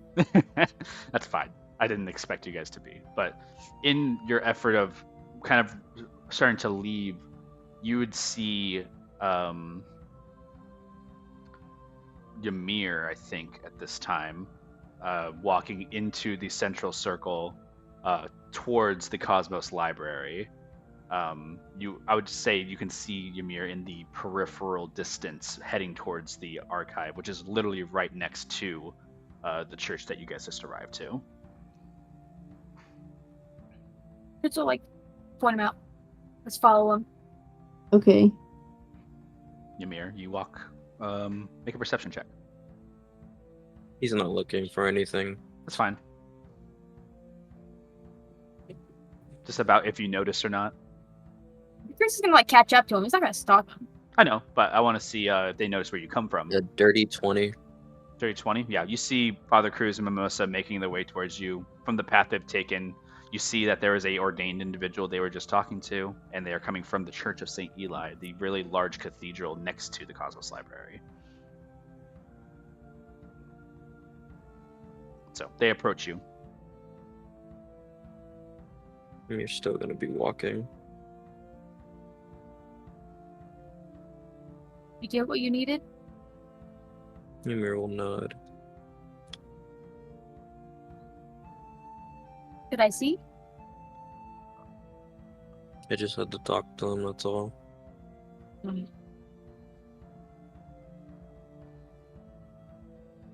You think they found Zenon's family yet?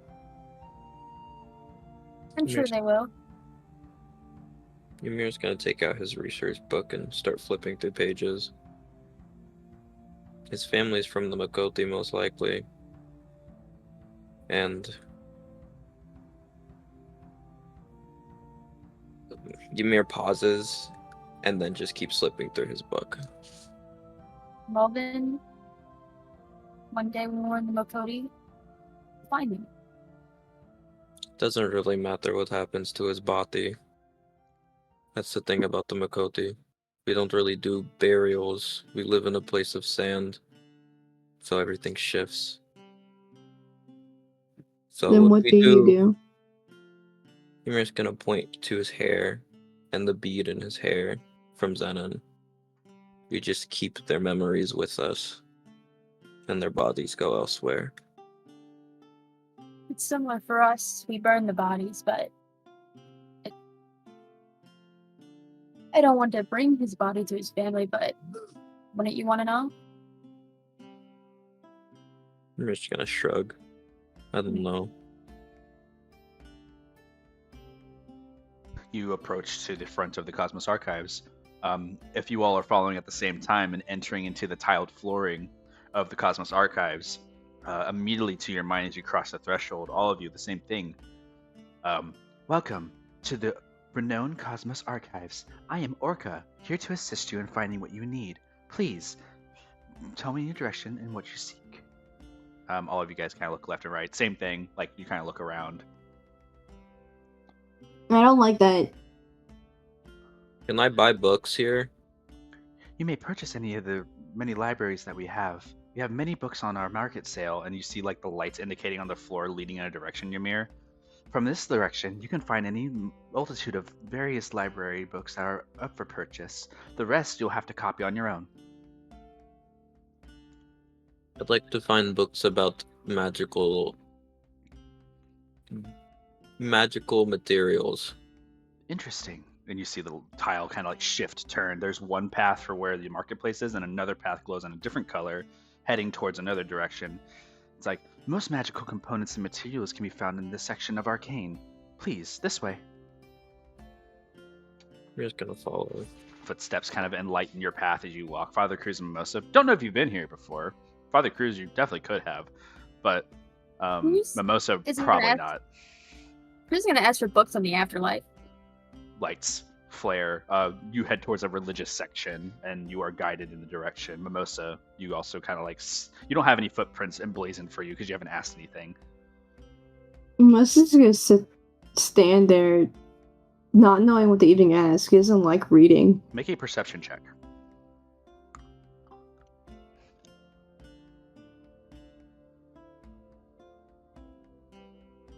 "21. You see Velu. As you kind of like look around and like you're kind of like making a ponder of the area without asking questions because you keep your mind a bit silent. You see over in the distance by a restricted section, you see Velu kind of like leaning, maybe sitting in a chair and leaning over on a book and like currently just like reading volume of something. Not really knowing where else to go, we most well just head in that direction. Yeah, you kind of like skirt off. Velu, you're nearing the end of like some of these chapters in the book, continuing to talk about a lot of the planar wonders and enigmas of the world. The last quote excerpt that you read is about the hunt. Um, the hunt is the known lichens of the world who are aware of one another in their affliction, and they mostly remain in the Brocken forest, which is actually north of Halabar. They worship Kenosis, and they vow to snuff the light of the world to save humanity. They have like this kind of cultish appeal to them, and it starts talking about it a bit more.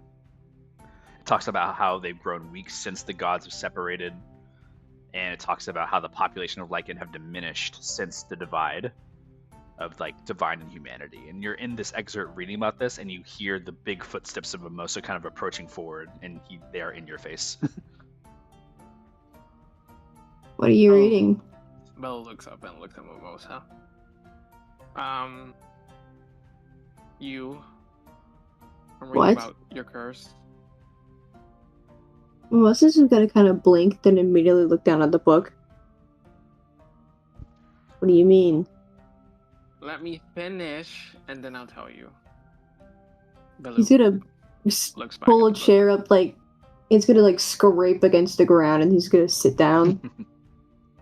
You're nearing the end though, Bello. You like maybe one more chapter, and you'll have enough of an insight. And then it goes on to things that are not about curses. It goes on about like not like it goes on to like weaknesses. How it talks about how silver is useful against lichens and such like that. But you're not really interested in that more than you are the history.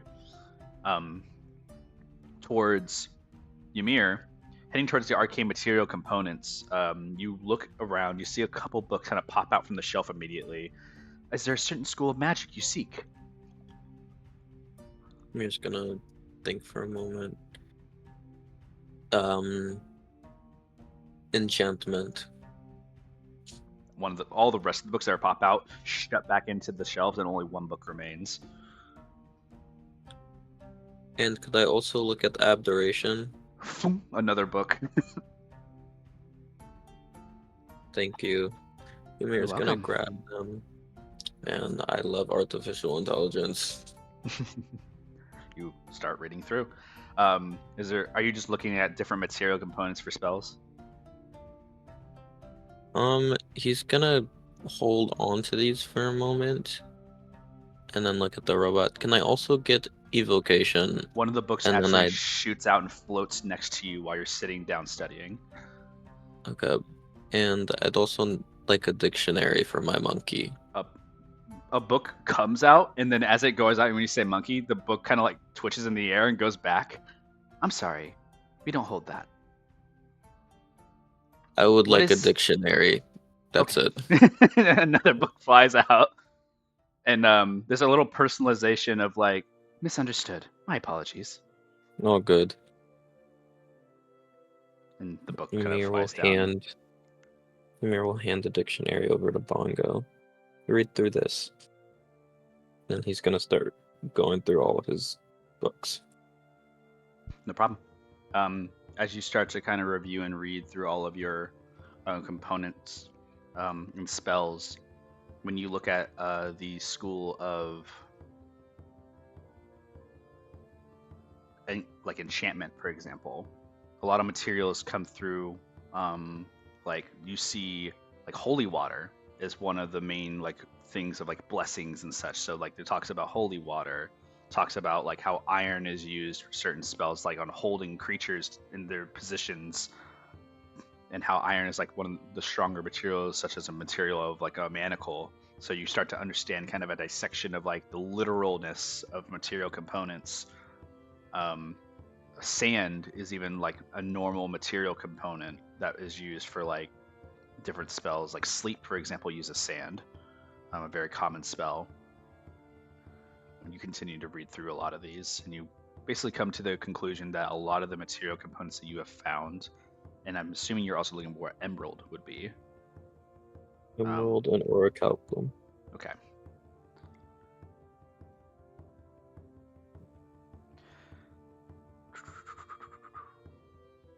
just to give you a little bit of that now, because reading through this will give you some insight to that. Won't tell you exactly what will happen, but it does give you more of a pathing of what could be.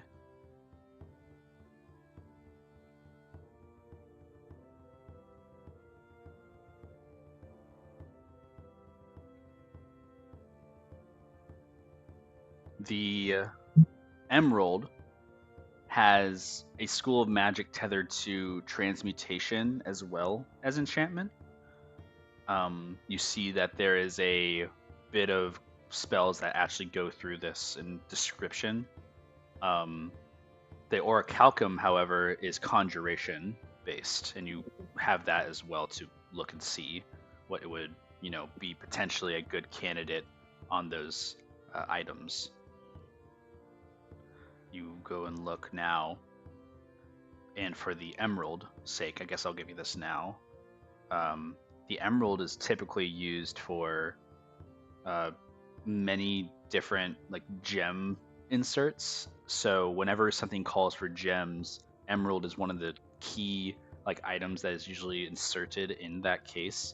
And you see that emerald can be broken down and be considered like a gem worth of gold, and it's like one of the highest level gems that's not diamond or ruby or anything like that, because ruby is used for specific spells. Emerald is like the only gem that is not considerate of other spells, if that makes sense. So you're looking at encrusting items to make it work, crushing it as powder. You're looking at just the gem gold piece version of itself. Yeah, there's transmutation power in this, but there's also enchantment as well. And with the enchantment position, because I'm assuming that's the one you're really interested in at that point, you see that there's a couple of potential spell makeups.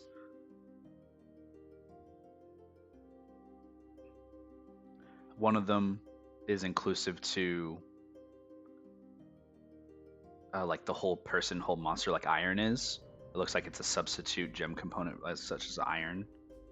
It looks like there's also a couple of options for friends cantrips, many different enchantment type cantrips. Animal friendship, it looks like one of the things that can be used as a material for as a food morsel that things that eat emerald, for rock goblins and stuff like that. There's other. It'll take some time to look through all of the different spells and reading through, but you get a sense that the enchantment-based mechanics of this emerald for you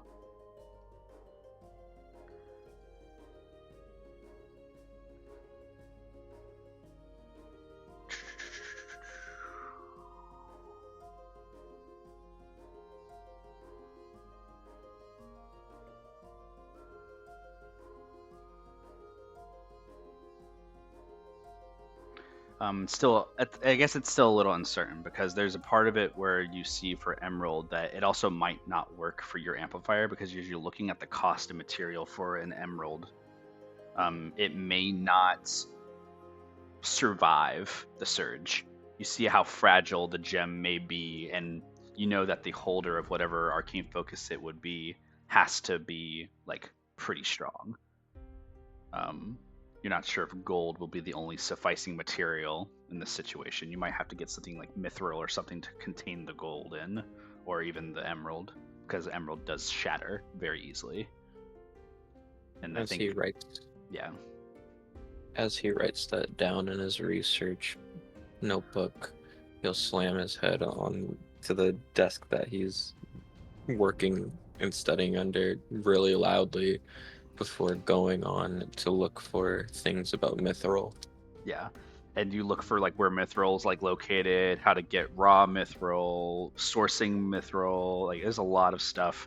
And you're in study mode at this point. Bongo is currently in a dictionary, just pointing out words, and in your mind he tries to speak to you, but you kind of block him off a little bit sometimes.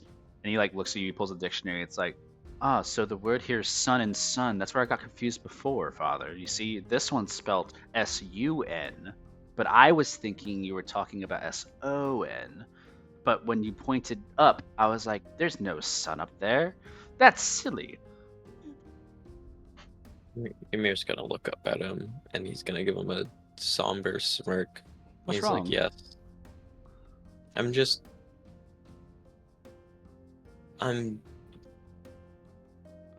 trying to process. I'm sorry. it. Yeah. You're okay. It is fine. It's good that you want to learn. And honestly, maybe you could help me a little bit. Amir's gonna take out his orichalcum. I'm going to be very clear with you. Do not touch this. I think that it has a curse in it.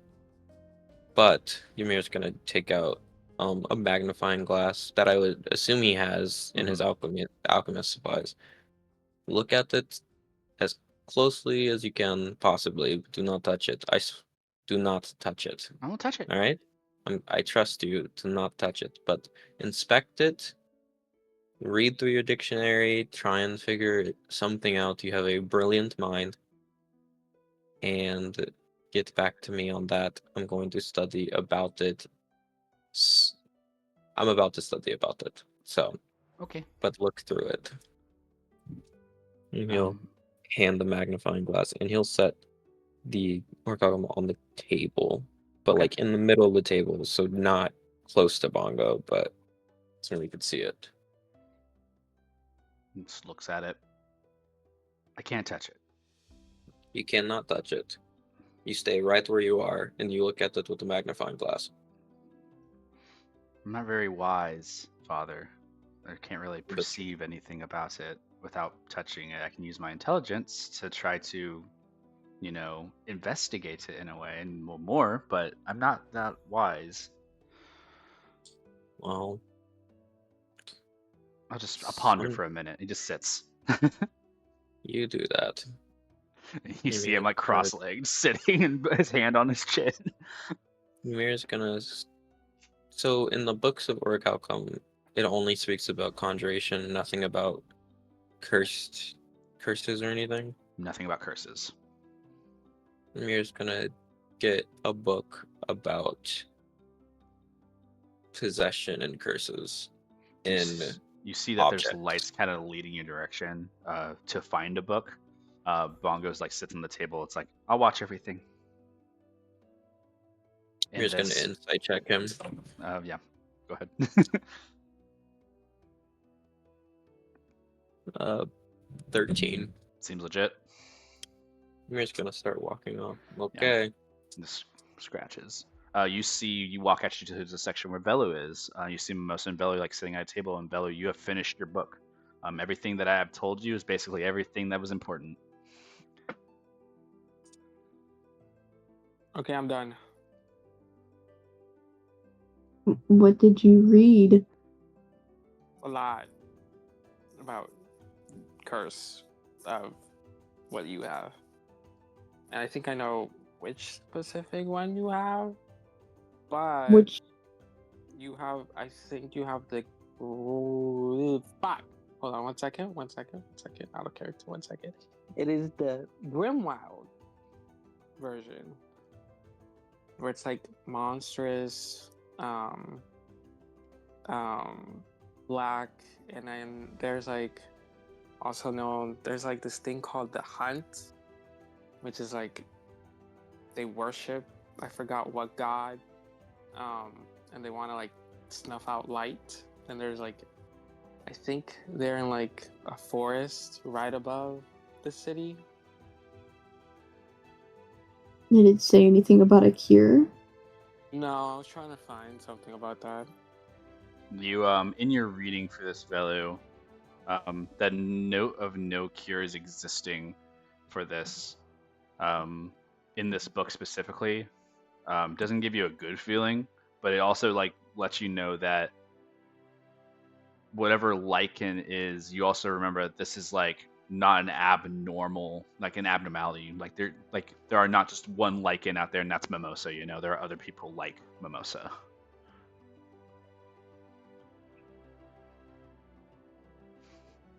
Yeah, so I don't think there's no cure, but there's definitely other people who are like you. How's that a good thing? Because they could help us out. Even though you don't know how to figure, even though we don't know maybe how to figure out how to help with the curse, maybe they know how to, stop it. Well, not stop it, more like Control not it. let it, control it. You know what I mean? Because it's like a natural thing in the world that happens. So maybe This we is can find natural? someone. Yeah, it's kind of like natural. There are Yeah. distinct differences, Bello, that you know of Mimosa's curse and what you're reading. Like there is a little bit of like a twinge of like unnormal about Mimosa, but without the heart to say it directly to Mimosa's face, you just say, yeah, it's normal. You just wait for like the calm down energy to exist. Father Cruz, Ymir, you're also passing Velu and Mimosa during this conversation, and you pick up the book that you need, and you can start walking back if you desire. He will. Yeah, you just see them in passing. You guys see Ymir in passing. Father Cruz, you're looking for some religious material. He's looking on books on the afterlife. Anything and everything. There's a couple books that pop out to you, and as you go to pick them up, there are some depictions, and some of them are ideologies, some of them are actual fiction, some of them are myths, legends, some of it's historical lore or like tellings. The main books that kind of stand out to you are some religious ones. One of them is of Leonidas, and it talks about Echelon, which is like this demi-plane where warriors, when they die, they'll go to Echelon and they'll fight the great battle, and it's like a coliseum of death, and they literally fight like in real life to become these great warriors and to be remembered upon. They are called upon from Echelon to help in battles of war, and it's like people can become like spiritual guardians in that way, and it talks about that. Some afterlives include, there's a hell that exists in the world, like the lower planes of hell, but only way to ever reach those lower planes is by deal, by making contractual obligation with something from the lower hells, and travel is never really permitted between there. The upper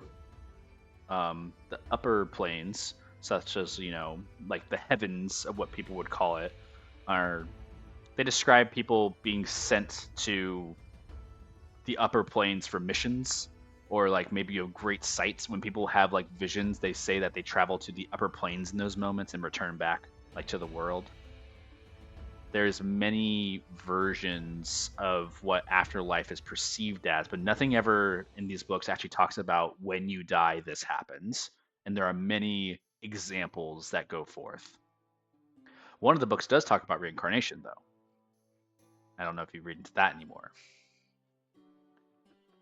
He will. The way that the Cosmos Archives book describes reincarnation is of a magical spell and not of a wonder. It talks about the material component of it all, what's required, what happens to your previous body, etc. One thing it does mention, however, though, is reincarnation only works if the soul bound wishes to return. And when you're looking at that, that is similar to something that's already been said from the Zodiac guard that you met Grayson, if he chooses to come back, is a big portion of that. And choice is something that is not documented in this library.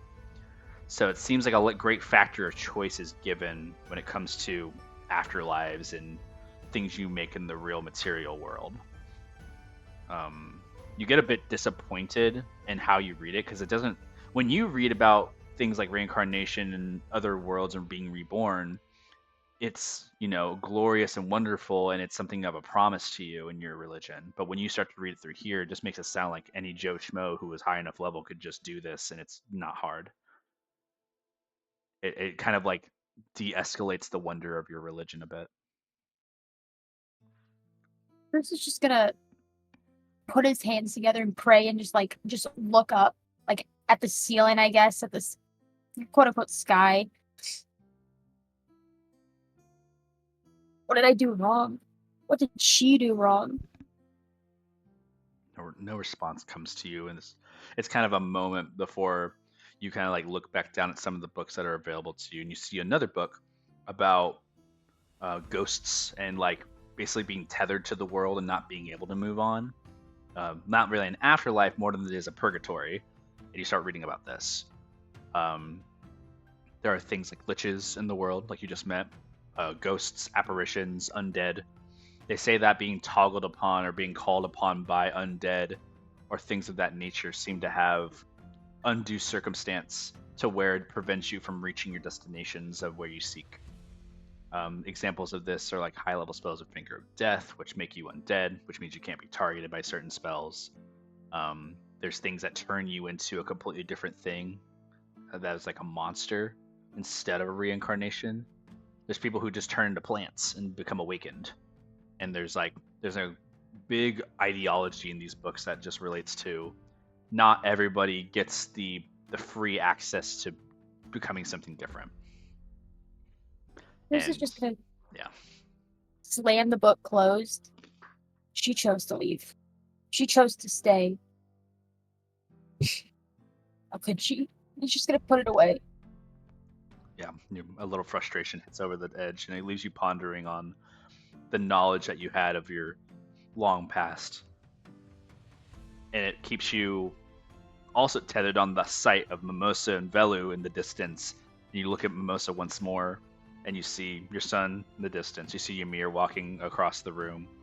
You see that the room itself just has this open, ness to it as the night starts to fall, and above you, the open canopy of the Cosmos Library reveals the stars. And it's this great starry night.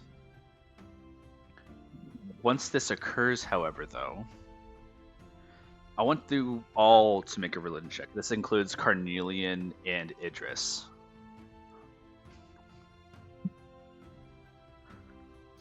12. 18. 12. I would love Velu and Ymir to make this check with advantage. 16. Wait. 16. Yeah, 16. Okay. And what was for Velu? 21. All of you would know this. Midnight has struck for the time, and it is now Ymir's birthday. You guys will all know this because in that moment, as you look directly up into the, not for Carnelian Idris, but you do look up into the sky as it has become dark out. You look up and you see the most brightest star in the sky that has been revealed, almost like a sun in itself. It almost makes the night brighter and the sidewalks glow like a moon of its own. And the star shines very brightly in the sky. All of you take a glance and notice that the light inside of the Cosmos Archive is glowing in this lunar capacity that is very different. Midnight has struck, and the star is at its most peak point, which would be the Nova Night of what Ymir was born. And that sense of feeling, Ymir, your runes on your arms, where you try to hide those little rune symbols, start to have a little of a lunar type glow to them, very faint, but they have this shimmer to them, and you feel that elemental type surge in your body. Cinder inside is ooh, that's different. I haven't felt that in a long time. We're already at your birthday. Happy birthday, Ymir. Ymir tries to cover the glows. Thank you. And he'll keep shimmying on towards the study. Yeah, you shimmer on by. As you keep walking, all of you guys see a flash in the sky, separate from the star. It turns all your attention upwards. Father Cruz, Mimosa, Velu, and Ymir. There is a sky opening window that you guys can see, and a giant beam has shot into the sky. This is not normal. Where's know where it comes from? Direction-wise? It looks like it's going just straight up into the sky, just directionless. It is glowing a different color, and you guys can see the other Arcanium beacons of Halavar. just like glowing in the sky just from your peripheral vision. This is a different color than those, but it looks very similar in power. It looks bigger. It looks like much like more energetic and static. It's just one. Carnelia and Idris, both of you outside, you hear it versus seeing it, and you guys can hear this crackle in the sky of like this, almost like an explosion almost. You both turn north, and you see a giant beam of magenta shoot up into the sky from a very, very far distance away from you, unperceivable of the origin, but you see a light beam into the sky, and that's where we're going to start our first break. E. Magenta series. Interesting. Very, very interesting. You guys have managed to get through some of that, and as you guys are all outside and have witnessed, there is an event going on, so we'll see what that event entails as you guys return. So we'll come back at 9:20. Is that fine? Or 20 minutes past? Yeah. All Gucci? Okay. I'll be seeing you guys in 15.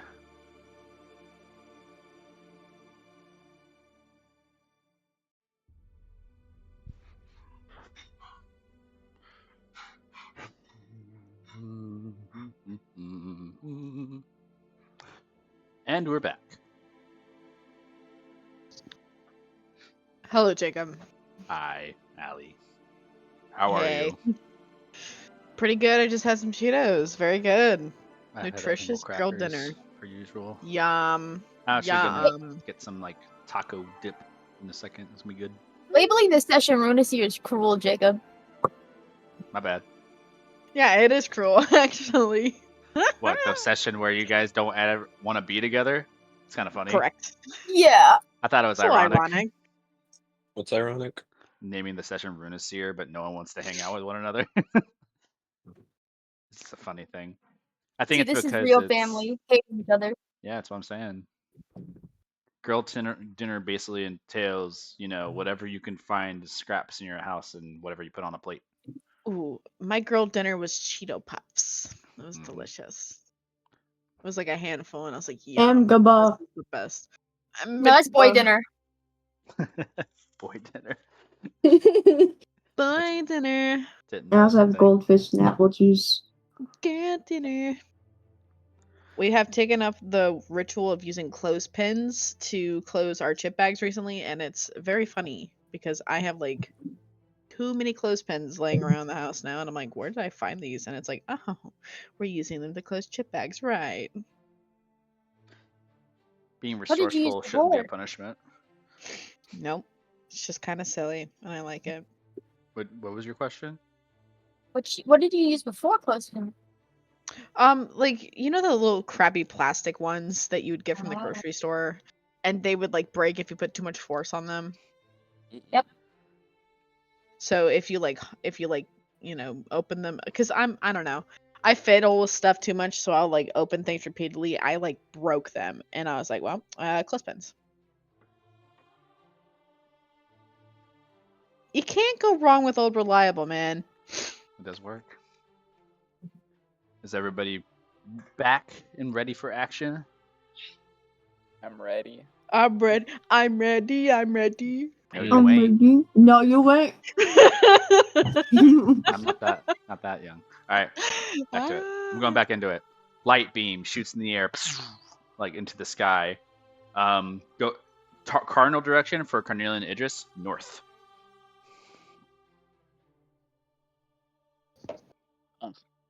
But all of you see this. I'm actually just going to zoom in on Carnelia and Idris first before going to the rest of the group, because you guys have been kind of tracking on like where to go next, and you just left this home and you have this box. But as you kind of step outside, it's gotten dark out. It's like midnight now, and you look up to the sky, and a beam just shoots into the sky.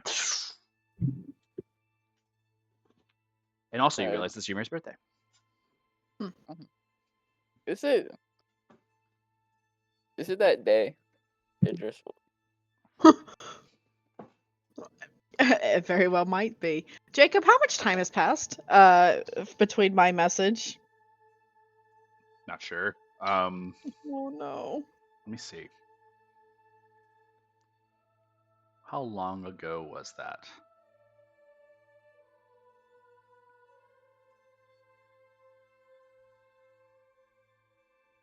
Remind me of the message. It was from Laurent, and it was basically to meet. Oh, you're with still in them on- Arcanine. You're fine. Oh, beautiful. You're fine.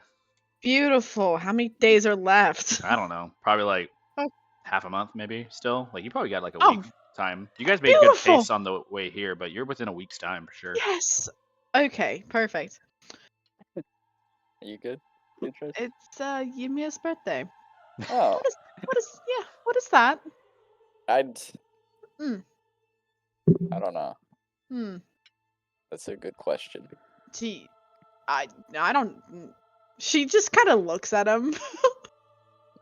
Well, I'll open the box Okay. or try to. Jacob. Box opens. Inside the box is an heirloom of some kind. I would love for Idris to make an Arcana check and for Cornelia to make an investigation check. Okay. 18. Okay. 6, not 1. Sad. Okay. Your immediate forethought, Cornelian, is that this is not money, and you are immediately like pissed off. Like there's a moment of like I've been got by Zenon, and there's like this is nothing. However, Idris, this has a magical like thing to it, and the magic emanating from this is very strong. And as soon as you open the box, you get the sense that it's wrapped in lead. This is a lead box, so blocking all magical like emanation whenever it's closed. So something was being hidden in this box. What am I supposed to do with this? Hold on. Don't complain yet. What exactly is it? Besides, it looks similar to the amulet that you picked up in the room, Carnelian, but this one has every single element like symbol on it. Like it has like the wind, the air, the fire, the water, like symbols. Oh shit! And it's like it's very like puzzle pieced, similar to like the one that you have. It's almost as if you could take the one you have, put it on top of it, and it looks like it fits into the section that it's missing, right? So you have like this complete thing together, and you're holding this item in your hand, and there's magical feeling to it. Now that it just mentions it, you can get the sense that there's something about it that is, magical. Just from the natural understanding for your Arcana, Idris, you have a feeling that this is charged with some type of spell. And you don't know like if it's a recharge, you don't know if it's one-time use. You'll have to definitely identify this. But there's a part of you that looks at this and wonder, was he going to sell this? Was he going to use it to help us? Like there's some unanswered territory here. In the note that's described to you, Carnelian, the last note just remains of like the box. It's like when you get the box, just take it to like, and then it kind of like scribbles off to like home, maybe to like the Makota or something like that. But it also looks like there's a couple of scratches out from him as well, and it just says, "Do what you want with it."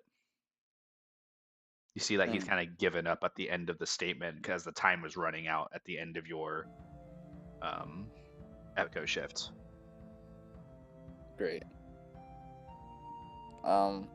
didn't he say he was going to pay us in gold? I could have sworn He said that he there had was a money. gold value to it. And you're looking at this thing and you're very confused. But I'll you put have it an back in the item. box. Yeah. Do whatever we want with it. We need value to look at this. Yeah. That's disappointing. Well, you want to follow me to return the circlet, I guess? It's midnight. You think that they'd be even there? I mean, if I had something missing and someone woke me up during midnight, I'd be kind of happy that I got it back. It just kind of looks at the light and then back to Carnelian. I think I'll split up with you. Split up? I'm curious about the light.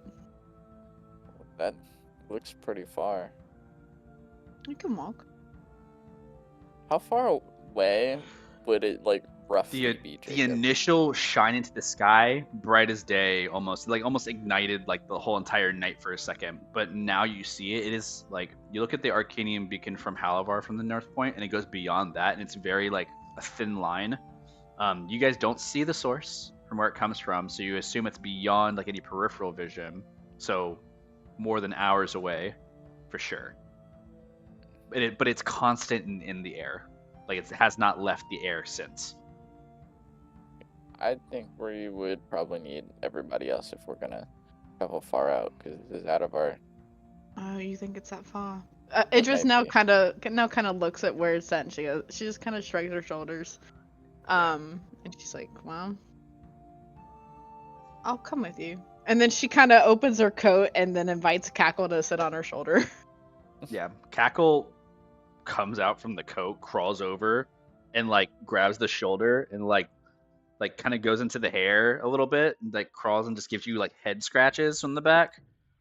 You know, the back of the head, just to relieve some of that forefront head pain, and then like the head scratch kind of stops and like kind of goes back on the shoulder and like perches. You see your jackdaw also flies to that shoulder to land, but the hand makes like two fingers out for the bird to land on that's on your hand. So it like makes like a perch for your bird to land on. See, even Hopian likes him. This is the best thing ever. I don't. All right. He'll start moving. Yeah, you guys move. You guys keep walking around. Are you guys just looking around for the rest of the group, or are you just I exploring? want to return the circlet. Okay, you guys got to go probably back to the South Arc for that, which is a little bit of a journey. It's gonna be like an hour or two walking down from where you are currently. Oh my god! And then it'll be 1:00 in the morning, and we've been up for like 4 hours never already. mind. Even extra with the Yeah, with rum. the echo Yes, shift. that's Yeah, what I was- you yeah. guys are nearing exhaustion right now. Do you think we should find an We inn or should. something? Yeah. Okay. Yeah. You guys start looking around for a place to stay.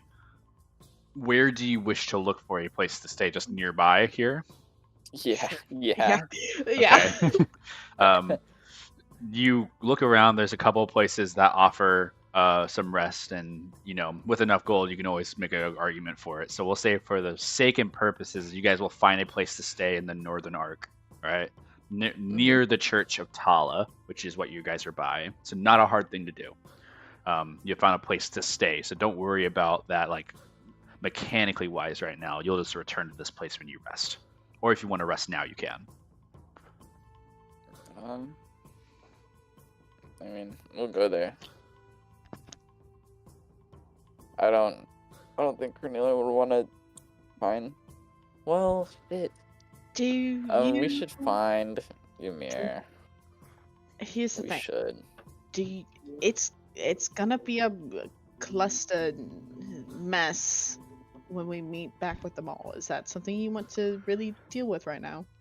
I mean, if I'm gonna be honest, I really want nothing to do with Cruz and Mimosa right now. But if Ymir is with them, then I'll manage. Idris just shrugs her shoulders and she goes, "You don't have to tell me. I already know. I don't want to deal with them right now either." You didn't hear the sass that Cruz gave me while we were still in the crypt. You left. What did she do? Oh. What did he do?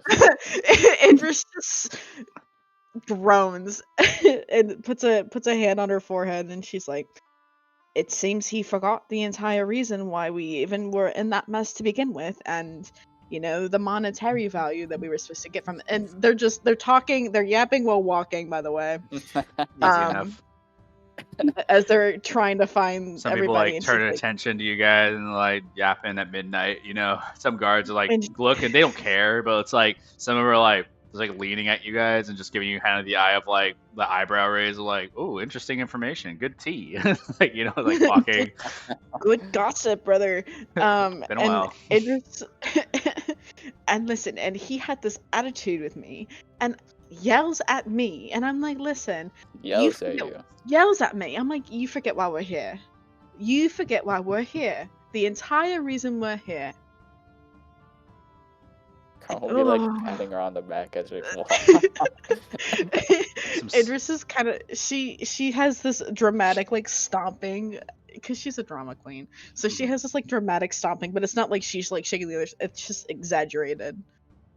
And then she pauses and she goes, hold on, and then she shoots a quick message over to what is it? No, I'm sorry, I'm gonna use sending to figure out where Ymir is. Okay. You cast sending. 25 words. Go. We're on our way back. Where are you?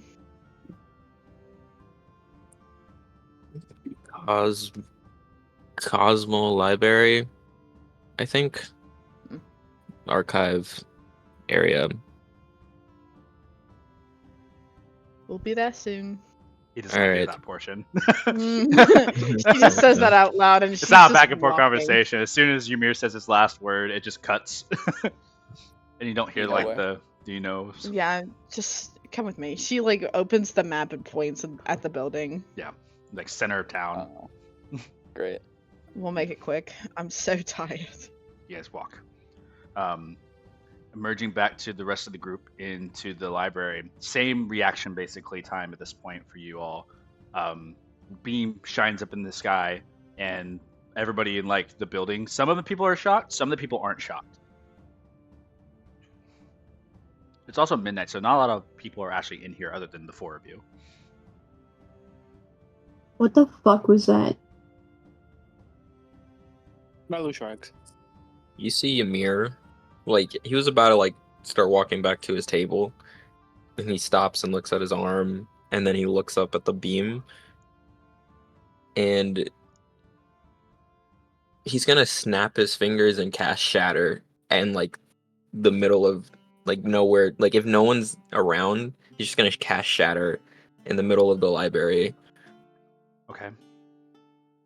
and let out. Your spell goes off for a moment, Ymir, and you see that the spell fades from your fingertips, not casting. As below you, you see a rune ignite underneath you of abjuration, and counterspell is immediately cast from the building, and your shatter spell just dissipates. The sending spell that has not sent to you yet, but you get the sense that casting anything in this area is just nullified. And you try to cast, and you see below you the tile you stand upon. It glows. In your mind, you hear, "Please refrain from casting any evocation or any related." Type Oh, of damaging shut spells. up! We Ymir's hope you gonna enjoy start, your like, stay in the stomping his Cosmos feet. Archive. He's gonna start stomping his feet, grabbing his hair, and he's like, "Oh, oh!" Is there So anything we can help you find? he's never seen that beam before, right? No. Ooh. Oh, when I get my hands on whoever that little shit is, taking my goddamn invention. Is he like? Are you visibly crashing? He is out? Very visibly loud. crashing out. I'm just gonna like stomping walk his over feet. to them. He's crouching on the ground, grabbing his hair. What's got Ymir riled up? Um, Bella's Beats gonna me. walk over to. I'm gonna Ymir. kill him. I'm gonna kill whoever got it. Hey, what's going on? And also, you know, like today's the day. You know, it's your like 500th birthday. Happy birthday! He like Old. he snap turns at you, and you see his eye twitch, and he cracks like a smile. it's like disfigured. He's like, "Thank you so much, Velu." You're What's going on, 500? Bella? And he's gonna stand up and What? walk off towards his table. Yeah. Velu follows. There's a moment as you guys kind of look up into the sky, like window area. You just look up and you see like there's a new beam in the sky. So what's going on? What do you mean? What's going on? Do you not see the thing in the sky? Yeah, I see that. But it seems like you know what it is, and I don't. I don't know what it is. But Velu, how many mages cast magenta colored spells? The only person I know is you. Yeah, because it's a very specific color. Made from a specific colorization created from deposits within my body. Arcanium deposits that mend within my skin and blood, creating purple. But a specific kind of purple that is the same hue as the sky, which is why I call it the magenta series. So Someone I'm else hearing- casted a spell of the same variety. So I'm a little bit pissed. So, what if they're like, what if they know something that you don't, and they could help you with like your spells, you know? They can't help me with shit. Whoever it is, I'm going to kill them. No, let's not do that. They didn't do anything I wrong. don't care. What? Is it just because? What if we make them change the color, and it's not magenta? Maybe it's like black, or like blue or red. Would Pink. that help? Mimosa's gonna pipe up from like behind. Or pink, like Mimosa said. Would you kill them then? Why are we killing people over a color? It's just a color. Probably Well- because of who it is. It's probably my ex. That little shit. Your ex. Yes. I told you guys about him before. And you see him like put his hands over his face. God, it's so fucking stupid. Can we go visit him? No, I don't want to see his.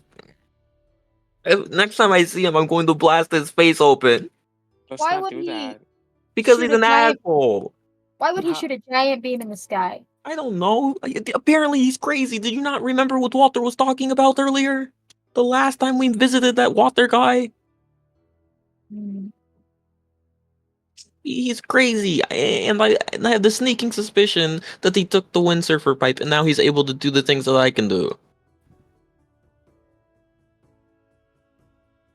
Or maybe he doesn't know what you can do, and you're better than him. You know? But the beam is north. Isn't the Makoti Desert south? Oh, I'm not really like a navigator of sorts. You know what is north? Velu Malusha. turns to Mimosa. Oh. I don't want to do that right now. Do what? Nothing. Actually, it's something related to Mimosa. It is. But we can talk about it later. Hmm. Well, this beam doesn't seem to be killing anyone at the moment. I'm just gonna You guys- tear apart those bugs.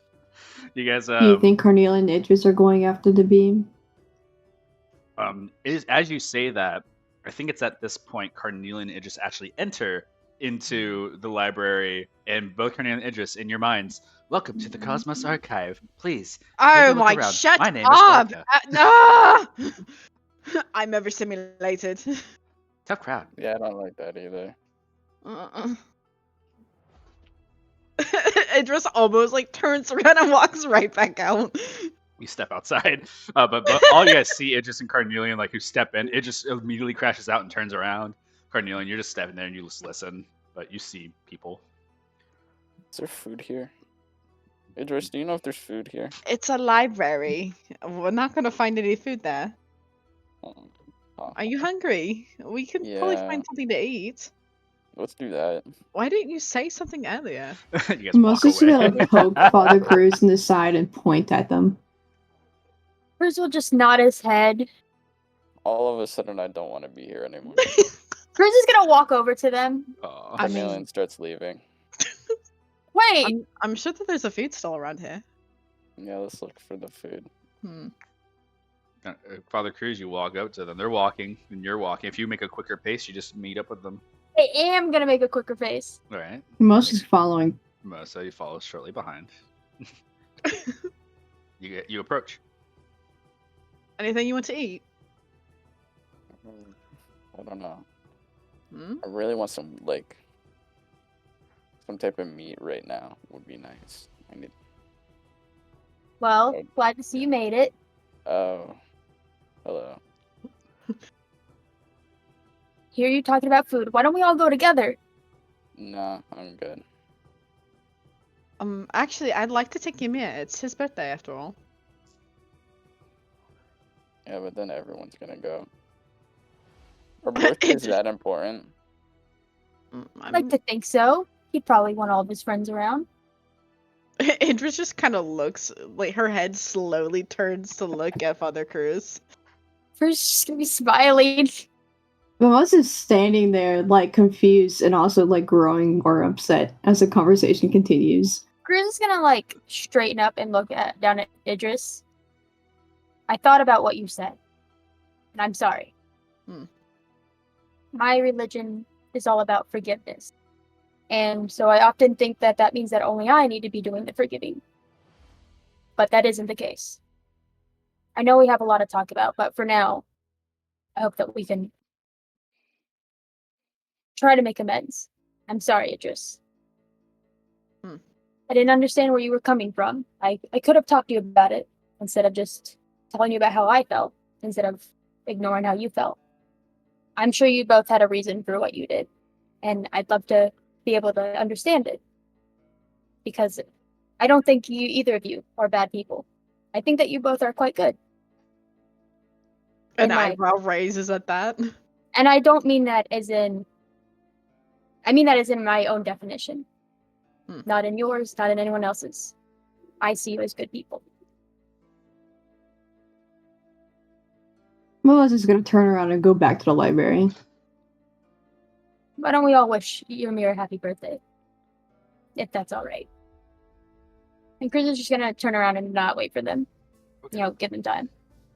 Yeah, you guys stop for a second. It just Carnelian, you hear the words, not saying much. It just, you take the brunt of it as the middle person between, with Father Cruz and Mimosa now walking away. You guys kind of stand there for a moment.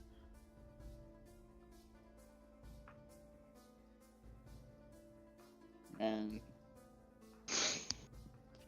I just want fucking food. Idris is deathly quiet. And she's picking at her fingers. Idris, don't do that. I am actually really upset right now. Yeah. But I'm not gonna really say that to them. But, you know, I'm...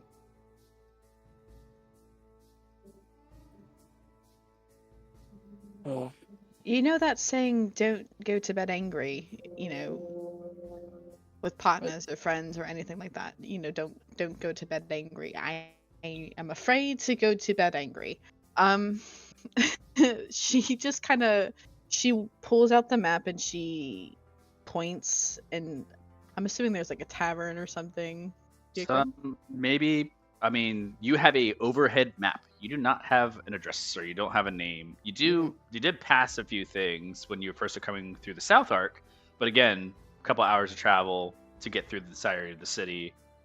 Your options dwindle as the night goes, and a Holy City Tavern also doesn't sound as enticing as, you know, other taverns would. So it's hard to say. You could just look around if you want, but definitely nothing in the center of town if that's what you're looking for immediately. All the center of town stuff is all like faction buildings, ministry buildings, the library, the big cathedral in the center, some gardens that are around too. There's like a park forest area, and there's also like a hedge type maze that sits behind the cathedral. You know who knows the city like the back of their hand? Father Cruz. God, like seeing them just pissed me off even more. No lie. We can't win, can we? You can send messages, right? Mm-hmm. Why don't you ask Ymir instead of, so we don't have to get near them? Just ask. No, Hey, because why not? because he's right in there. It'll mean more to him if we're there in person, and you know that, and I know that.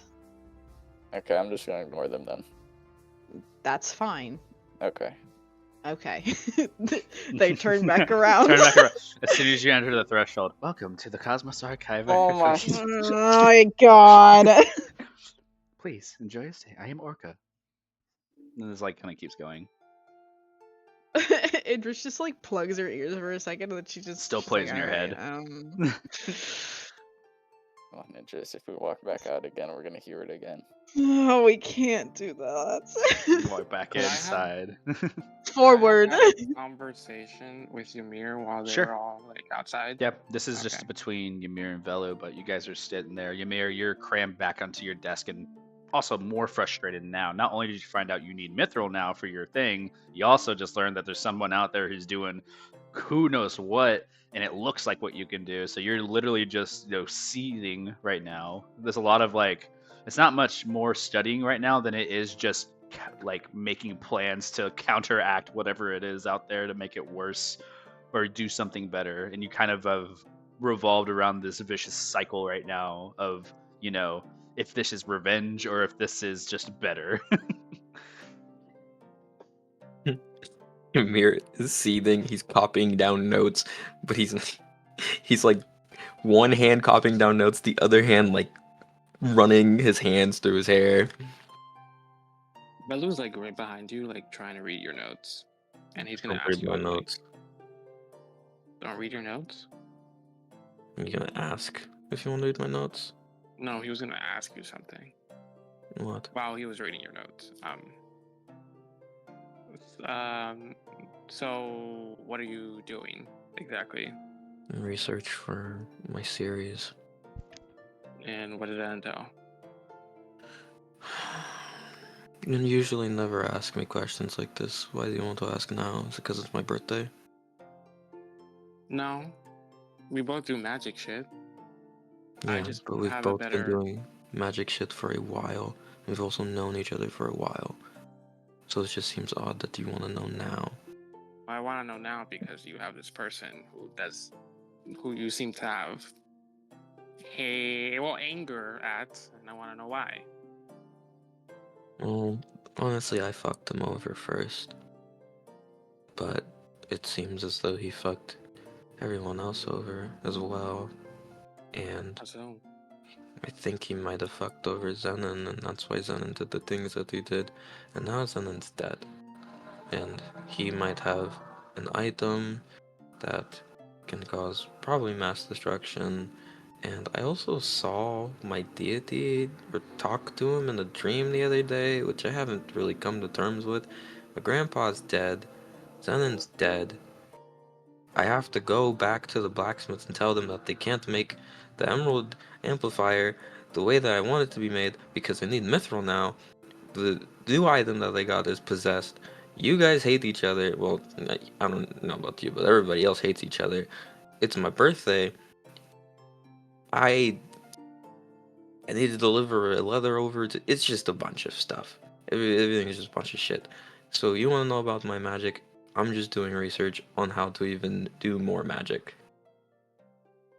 that sounds like a lot of shit Yep. that's going on, and I don't like it. I don't like it. That's what I'm trying to trying to like at least help the group, which is why I You- started talking a little bit more. I will say that the page that is open right now in his research book that you are reading is a page. Let me get it. You are reading entry 3 titled Amplifiers. And it states as follows: Amplifiers are objects with their own magical energy imbued within. When an arcane battery comes in contact with an amplifier, their next potential surge will have a mold to go off of. Without an amplifier, surges wouldn't have something to follow and would only increase the amount of mana used in a spell, rather than the other things it could achieve. When a surge occurs with an amplifier in play, whatever spell is casted will use the amplifier as a mold to add on their school of magic into the same spell. Amplifiers are what makes a singular surge unique. Amplifiers must either be attuned to the battery, or the battery's blood must mix with the amplifier to allow them full contact. It is hypothesized by Professor Dolores Murdoch that instead of those previous methods, a mastered mage could use an amplifier with just physical contact alone and no soul or blood bonding. This would be a monumental feat. And Jacob? Oh, uh-huh. the rest of it is just what he's added in, newly added in, about mithril, gold lining, and iron lining. Jacob, would Velu know anything pertaining to any knowledge that he wrote in this book? The only thing that resonates with you and your knowledge, Velu, is that he speaks on amplifiers similar to arcane focuses, which you use. Like your book, for example, would be an arcane focus. His theory, given your intelligence, is in a effort of speaking. You have enough intelligence to understand what Ymir is going at right now, but I think you see it as he's making arcane focuses that are able to manipulate spells. So he's basically spellcrafting. And from where you're standing in your position, and from only the knowledge you've just asked, the generic outline for Velu is that Ymir is looking for items that amplify his spells, and the amplifiers that he's written down in here from your notes, you get the sense that this emerald is important to him, and maybe also the sapphire that he found before is also a part of that. And you can click those things together. There's nothing new though, however. These notes are brand new. This is like reading like a new scientific discovery. Like this is like reading a new book being written for you, Velu, and it's very exciting. It's just you're also a little out of depth of it too, because sorcery magic and wizard magic is very different. But what Ymir's doing is outside of your potential because it has nothing to do with learned ability. It's all like blood and like origin, great power imbued, and fusions. Like this is beyond your capability as a mage. Oh. Velu looks at you and is like, kind of sounds like my arcane focus, but not really, because I think we have like different spells. I learned my spells, and yours, I think yours is from blood, right? Pretty much, Or- yeah. Yeah. Very interesting though. Very interesting. So what item are you specifically looking for to maybe use for an amplifier? So the blacksmith currently has my my emerald. I got the orichalcum. Bongo's like staring at it still. You You see Bongo's eyes I are kind got- of crossed a little bit. Bongo, are you good? And he like looks at you, like double takes. It's like, yeah, Okay. You didn't touch it at all, right? nope. Okay, good. I have the orichalcum and emerald, and he'll show the emerald. This allows me to see people if I call their name. I still need to imbue it into my body because I feel as though this is I think this would help with my surges. Not sure about the emerald or the orichalcum, but orichalcum follows the school of conjuration. The emerald follows enchantment and transmutation, but the orichalcum is filled with curses, and there's nothing in these books that I'm reading about orichalcum usually having curses, so this one is just fucking weird. Interesting. I think I need to rid it of the curse, but I need to understand what the curse is before I rid of it. I'm not really knowledgeable on cursed items. I would like, and Ymir's gonna start closing his research book, and fix his hair. I would like to go to my professor tomorrow. I'm tired, I'm angry, and he's gonna look over to where the others are and see that they're talking. I'm tired, and I am angry. I'm gonna go find a place to sleep. Because at this point, Idris and Carnelian, you both step beyond the threshold into the Library of Cosmos. You see Velu and Ymir talking, and then Ymir standing. Ymir, you turn your head, you see Idris and Carnelian walking in. Well, we can for sure find a place to like sleep. I don't know where though. Tavern, most likely. I don't know where a tavern is at. We'd have to look for one. You're just gonna grab the orichalcum. Ymir. I'm just gonna turn over. Hi. Guess what day it is? My Except birthday. the same thing. Or I guess morning. Mm-hmm. It's your birthday. Yeah. It is. What do you want to do? Sleep. Okay. Mm. You want to eat first? It's almost 1 in the morning, guys. You also look like shit. The rest of all of us look like shit. Right. Ymir's gonna go over and cast Prestidigitation on Carnelian's clothes. What HP are you on, by the way? 19. He's gonna clean up the blood-stained clothes, and then he's gonna say, I don't really know. I don't know what kind of energy you guys are on right now, and I know how your realm works. You have been up longer than we have. Uh-huh. You need sleep more than I do. We are running on fumes, I'm not gonna lie. Exactly. Moses standing in the background, eye twitching. I think this is the time. Yeah, Carnelian, just make a Constitution save for me. I think Oh. this is a good, reasonable Yay! Who's just gonna sigh and pinch his nose? time. 15. 13! Okay, you're both good. Oh, Good for another hour. I can stay awake for another hour. Ymir's Great. gonna look at every single one of you as it seems as though he has everyone's attention. I'm going to be quite honest with you guys. I'm angry at all of you, but I also appreciate that you guys are here for me because it's my birthday, and I assume that is because you guys love and care about me, and I love and care about you guys as well. And I don't want to go and eat at 1 a.m. in the morning after having fought, argued, and watched a person die in front of me. I would like to go to my mentor, as she is nearby, and celebrate my birthday, maybe with a birthday dinner if you guys are not opposed to that, but I'm going to do it regardless. If you want to accompany me, that'd be pretty nice. If not, okay.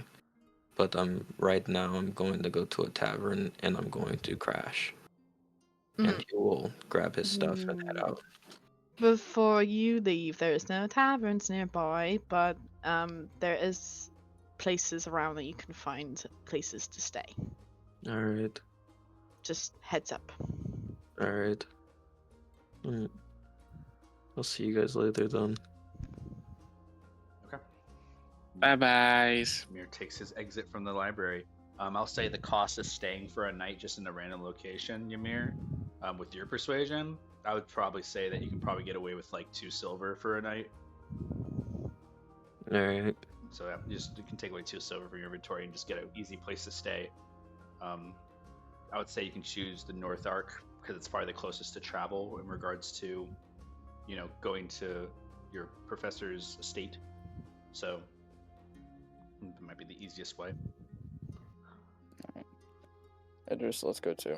You know, Before- I'm surprised you guys even have the stomach to eat after today. Oh, here we go. Oh, Yeah, Demetri's gonna here we grab go. Idris. Here we Cornelian go. is going to Oh, grab not here we starting go. this. Yeah, run Jacob, off. Go. Jacob, I have a Oh, question. you want to run? How about we take a step outside, Mimosa? Hey, Yeah, Belu you know is what? gonna Let's go. interject between both of them. No, we're not Did- doing this. Not Ymir, you're now. gone. I think Did I this don't argument, care. no, but like I this, don't okay, care. did this argument happen the moment he walked away? No, this probably Yes. this probably was like you walked away, and the moment that you were like far enough away to where they could argue amongst themselves in the library without you noticing, that's when this happened for sure. Like this is away from you. I think this is intentionally away from you, Okay. but it's funny if it was. But yeah, you You guys know are like what, in argument for sure. I'd love a few words with you. Actually, let's Hey, take hey, this outside. let's Oh, not do this. amazing, wonderful. Yeah, It's why half not? words. Idris and leave, please. Grab Idris. Idris and leave. Father, please grab Mimosa and leave. Cornelian Who's grabs gonna- Idris. Cruz is gonna grab Mm, Mimosa, like put her arm Mimosa's around his gonna shoulder. shove Cruz off. Mimosa, do Cornelian. not get near Idris. Get the fuck out of my face. I am tired. Cornelian, You two killed They're somebody. not worth it. please.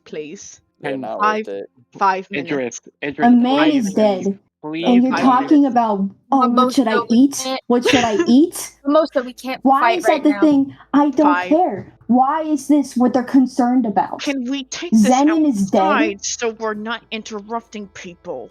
You guys look around. You guys are the only ones in the library. Oh, never mind. It's 1 a.m. Hey, robot lady, what do you think about this argument in the library? There's some pause.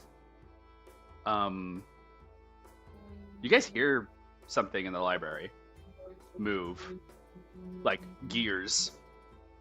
Above you, Velu, you hear cogs twist and turn as dropping down from the ceiling, an apparatus of some kind drops. You see a central like eye socket in the center that is glowing with like an arcane type of like glow inside of it, and this ball of like apparatus has arms that pierce out of it similarly, and it just gets lowered down. Is this this a what Adele? real in Wally? I'm kinda- just gonna, kinda Bella's is gonna like that, back yeah. away. Is Bella's this gonna one of my back away. tells? It's it says, "Please, no violence inside of the Cosmos Archive. I am Orca. I can assist in any means. What can I find for you?" 6 How about fucking feet. off? 6 feet. Just let's leave before that thing talks in our head too. Come on. Idris Yeah, slowly go starts find making her. something to eat. Oh, I bet you're so hungry. She Mimosa, turned right back Many around. different cuisines Mimosa, in it's the not city of worth it. Alabar. We have grains of sand, the winter whisk, Alner's secret garden, Oh my stag god, this steak, shit's Somebody pissing me Doesn't off that already. sound I'm delicious? River's rental, humble brew. Can you tell The me more? list Okay, keeps going. where would I Idris find a is tavern? twitching. Listen, let's just sleep on it. I know this hope is we not- can kill somebody tomorrow to work up your appetite. Oh, and then she Oh. yanks her arm away from Cornelian and she gets in his face. Cornelian lets it happen. Cornelian grabs his gun actually after doing that. Cruz is gonna step in front of Mimosa. Belu's gonna step right behind Idris and like put a hand on your shoulder. Do not do what you think you're about Not- to do. Now. Okay, it's been You less than a are day. the boss of me, Cruz. I'm not. Get, And you're not the get out boss of- of me. get Not out of now. my way. Not now. It's been less than a day, and we see each other, and we're already starting to fight. We'll Mm. sleep on it and get it into the morning, okay? Yeah, one sleep day. on it. Do- Sleep on it. Yeah. That'll do nothing for the situation. Then we can talk about it tomorrow. Talk about what? Sure, He's Ymir's throwing insults at me. We did what was best in this situation. What You was did. best? You did what you thought was best for you. You did what we thought was best for us. Hmm. We will figure it out in the morning. We will come to a compromise or lack thereof, but not today. Compromise. Velu There's a screams. compromise. Velu's gonna What, so you scream just assume holding you're his, right? his necklace out. If y'all don't shut the fuck up, I'm teleporting half of y'all bitches to another fucking place with me so y'all can shut up. Where would we go? Random. Actually, can you do that to them, please, Velu? Either you, Idris, y'all leave, or let's all leave and we'll all go our separate ways. We can talk about this whenever we're not angry. Because I'm tired of this. I want to go to sleep, and I actually want to go find a book at the library so y'all can like leave and like I can be like in peace and silence. But like y'all are disrupting that. So like, come on now, let's go. Let's go find a tavern. Let's all go to sleep. How about that? Yes, capiche? Looks at Idris and Mimosa. Yeah, I hope you guys sleep like The babies. little apparatus that's And still just Mimosa's gonna floating there is just immediately like twitching a push little by bit. and start walking away. Oh, Idris follows him. Yours is just gonna Idris, sigh. holy shit. Cordelia's gonna grab Idris. Stop. Okay, listen. Like, 5 Let- minutes. let him go. Like, if he wants to go and bitch and like make sad comments instead of saying it to our face, that's fine. Cornelian says this out loud so Mimosa can hear too. I said plenty to your face. I can continue if you want me to. Yeah, continue bitching. It's fine.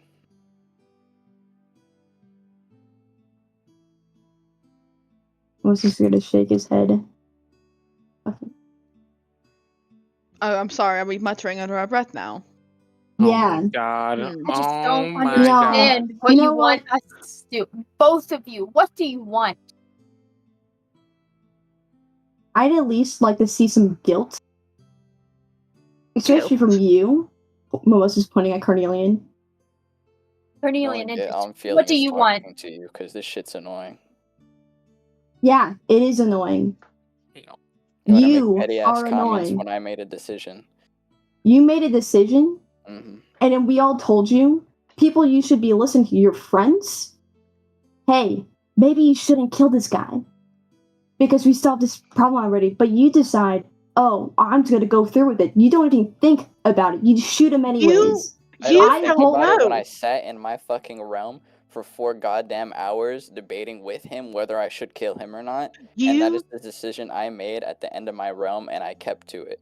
What's disrespectful is that you guys see my kill and what I did. And Cruz and I had this conversation before, but I guess it wasn't clear enough. When I'm having my kill, it is my kill and I'm going to kill them. It is done, set in stone. If it was some other bullshit where it was you guys doing it and you come out of the realm and pulling some shit away, I wouldn't do it because that's not mine. This one was mine. That was clear, that was discussed, and that's what he told me to do, and I did it. That And just I sounds went through fucking with it. evil to me. Cornelian, can I Well, ask you a that's question? so fucking sad. Cornelian, Ooh, it's evil. I Can I did what ask- he asked me to. can I ask you a question? Go for it. Idris said that you killed him because you were afraid that once he came out that it would release Cackle again, correct? That's part of the reason. The other parts he asked me to, and I did it. That's why he asked me to go do it in the first place, where he came over to me because he know I could go through with it. But what about Idris's hand? That was also a part of Cackle. I don't know anything about the hand. leave him out of it. He didn't do anything. Idris, The hand is like Idris on the was back trying- of your head, like holding it like a bun for your hair a little bit, was tying your hair back ready for a fight, you know? It's holding the hair back right All now. right, I understand. He I is want not you part of guys this. to catch me. If I go and I'm gonna say this right now, if I am killing somebody and it is mine and I have started it, I am going to finish it. If you guys get in my fucking way again, there will be more problems than me trying to avoid hitting you. You know what? Just hit me next time. We'll see how that goes. You know what? Velo puts his hands up. I don't give a shit about this anymore. Velo's just gonna walk to the back of the library. Hey, robot lady, can you tell me where like some books of like languages, new languages I could learn? Orko just turns the body robot, but yes, follow. It just like zips Thank you. off. I don't want to deal with this. You just follow this thing, and you're off. It's just the 4 of you now. Walk on in my way on some shit again that I'm trying to kill somebody and see how that goes. We had the agreements and now you want to fucking break it over something that you had a different understanding on. That's cool. We had this agreement. I thought we agreed that if they didn't have to die, then No. you wouldn't have to kill them. We didn't agree on anything about that. It was some shit about them going down and you're dealing with it. That's fine. If I'm going to kill somebody, that's what I remember. I remember my part on what I stood on is if I am killing somebody and they go down or whatever, I'm finishing the job if it is mine. That's what I agreed on. And that's not what happened because you guys wanted to intervene. Do you like killing people? Is it fun for you? It depends on the situation. That one was Really? not. And you still went ahead with it? Yep, because I told him I would kill him after he begged me to kill him. Do you think he only begged you to kill him because he thought? I don't care what his reason was. So if he went back on it and said, maybe I changed my mind, wait, I don't want to die anymore, you should have killed him anyways. Yes, because he told me to kill him in the first place.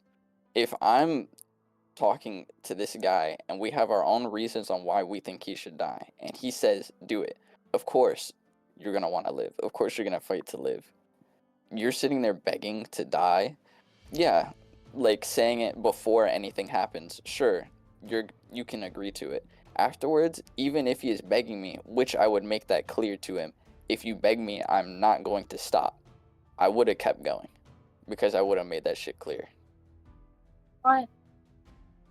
Because that's what I already agreed to. That just beforehand. sounds fucking stupid. You sound fucking stupid. No, You know what's we're not fucking gonna do that. stupid? Your little petty ass fucking comments. That's what's stupid. Yes, I'm hungry. I'm fucking tired too. But I can't eat because I'm supposed to be guilty about some shit that I agreed on? Yes. That sounds fucking stupid. Why would I regret something that I agreed on? That's pathetic. If I couldn't go through with Because my you own could word. have taken it back. You didn't have to No. kill an innocent person. He was not. No one's innocent. Does that make you feel better? Does that make you help you sleep at night? Does it? I guess as well as your fucking pathetic ass comments that you want to make. Is that the only insult you have towards me? Is my pathetic ass comments? Yeah, it's my only problem with you. If Idris asked you the same, would you do it? If I agreed to it, yes. Even if she changed her mind and begged you? If I, like, did you not just hear me? If I agreed to something that I am going to do, I am going to do it. It's like a legally verbal, not legally, it's a verbal binding contract that I just agreed to. I'm gonna do the shit. If I say, yo, Cruz, if you, I don't know, walk out of line, I'm gonna kill you, and you agreed to it and I agreed to it, that's a verbal binding that I'm going to do. Just like Mimosa, how we talked fucking before. Don't you think that sometimes situations could change? How would you know Yes. then? How would you apply it? Apply to what? If the situation changes, what do you define as a situation changing to where the contract changes? That's for me to determine on whatever shit happens. So you solely So get to all your determine friends now if telling they you live not or to kill die? somebody So is not that means enough. at the end of the day, if the situation changes, it was you and only you who gets to decide if they live or die now. It's no longer just them. I'm going to do what I said. You're just Like, a dick. Sometimes Max, people you got change me. their minds. I think that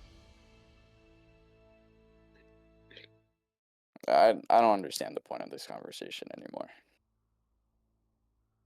Currently is going to start to walk away without pulling on Idris.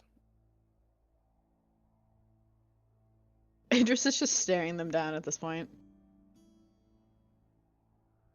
Idris, do you want to sleep or no? I'll meet you. Okay.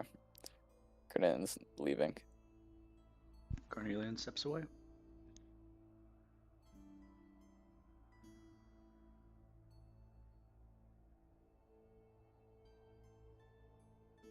In the very back of the library. Are y'all done fighting? Mimosa's just gonna eye Idris. I hear no more screaming. I don't know if y'all left. I want to be done fighting. I'm tired. I don't know what the right choice to make is. I don't know what to say. I've never dealt with this before. I don't know what to say or to do to make you feel better, to to understand the other person's side of things because I can't.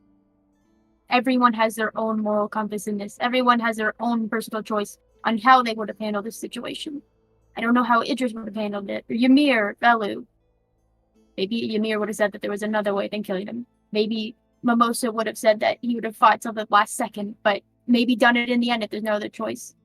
Maybe you would have done the same, Idris. I don't know. There's something you need to understand when it comes to me or Carnelian in any kind of matter. We came from a group where mistakes, they didn't happen. Loose ends did not exist. It's not that he is something of a beast. It is something that was taught. It's a learned behavior. There's no loose ends for me. Idris, I've come to appreciate you, but sometimes it feels like you try to defend Carnelian when there's nothing to defend, or there's no reason to defend him. And I don't mean that I'm sorry, can't I'm not possibly- defending him. I'm defending me. So, I'm asking this with no judgment. It doesn't matter what your answer is. If you had been in Carnelian's situation, you instead of him, and Zenida asked you to kill him, would you have changed your mind, or would you have continued? It just kind of pauses. And she seems to kind of lean back a little bit in thought. In that situation,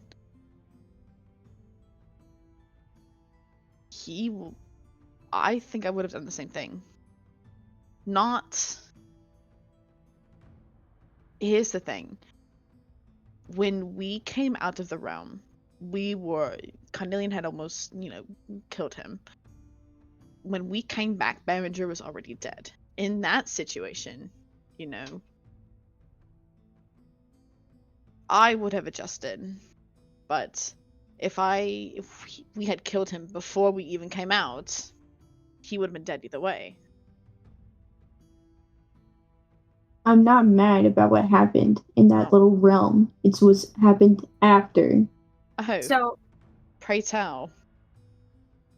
So, Idris, if we had asked you to not kill Zenon, would you have still killed him? Is what I mean. I don't know. Honestly, I don't know. Carnelian's the one who typically makes the harder decisions, because he stands firm in his decisions. That's why he does them. Me, I'm more of a softer person, but loose ends, they don't exist. Zenon's just a loose end to you. He was. What about the hand? Idris once again points at it, and she goes, who's still in her hair, he is not in this.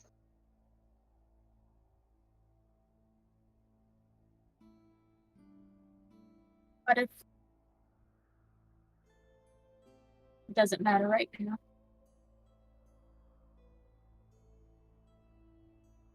No, I guess it doesn't.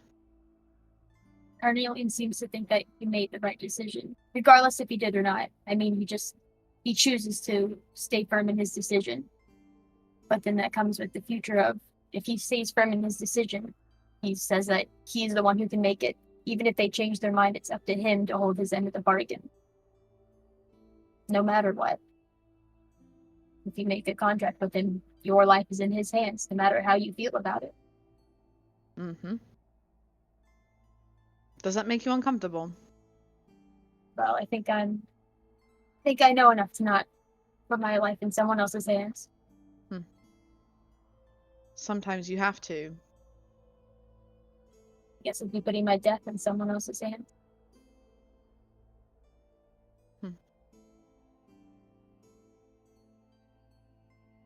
I don't know what else to say to you two. Unless he's gonna shake his head.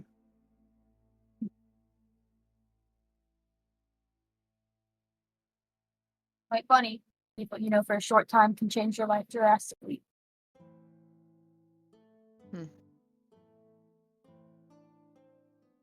I think it's best we spend some time apart. I'm not gonna lie.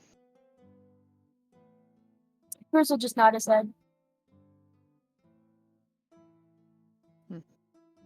At that, Idris kind of dusts herself off, and she just walks out the front door. Melissa's not even gonna move. Idris steps away, walking out. We didn't get to wish him your happy birthday. We should probably go do that. I'll say it tomorrow. Not tomorrow. Later today. I guess. He's probably asleep. We should go check. I think out of everyone right now, he shouldn't be alone. No.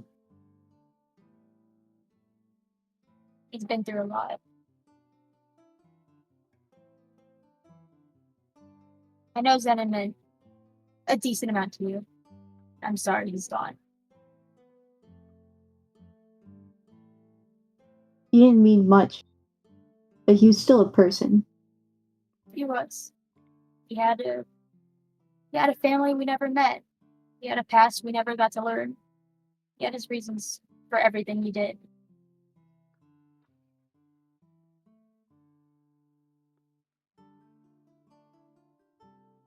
And he's Yeah. dead because of some stupid ass moral code. Hope we can come to terms to understand that. To hopefully get through to Carnelian in some aspect. Well, if he continues on this path of always thinking he's right, I don't think we're to get much ground on him. There's another side. I don't know how to talk to a person that doesn't want to talk to me.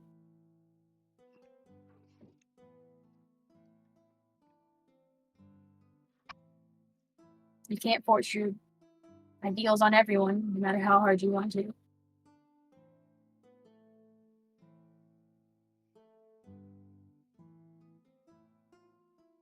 But I know how you feel. Do you?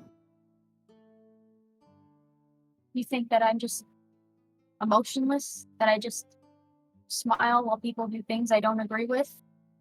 It's the choice I made, becoming a priest, of having to understand other people's choices. Doesn't mean I don't feel my own feelings. It doesn't mean that when I say I forgive someone, I'm happy that they made the choice. It just means I have to come to terms with it. Carnelian hasn't even lived his own lifetime, and I've lived several of his.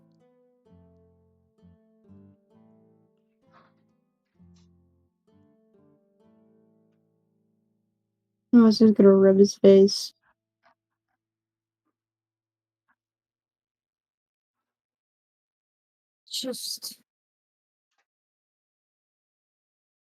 Let's just find somewhere to sleep. Okay.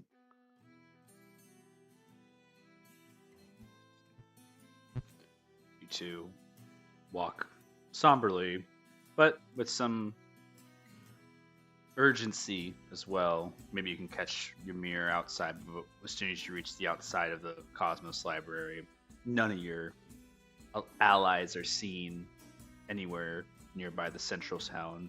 Wait, we did or didn't see Ymir? Did not. The town is barren with people. Some people are walking amongst the night, but none of your friends. Right about now, I wish I had sending.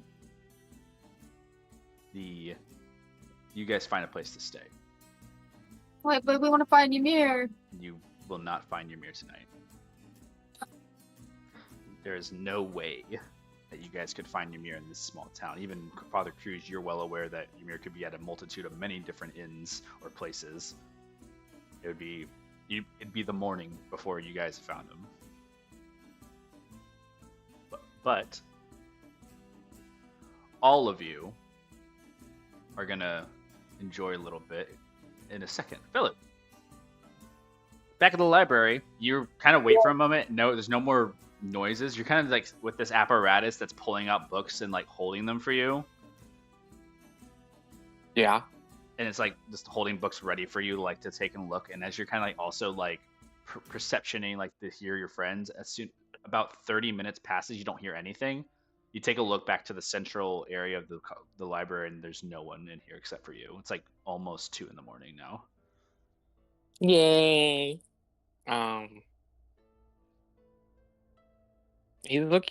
Willow's trying to look for like a new language to learn.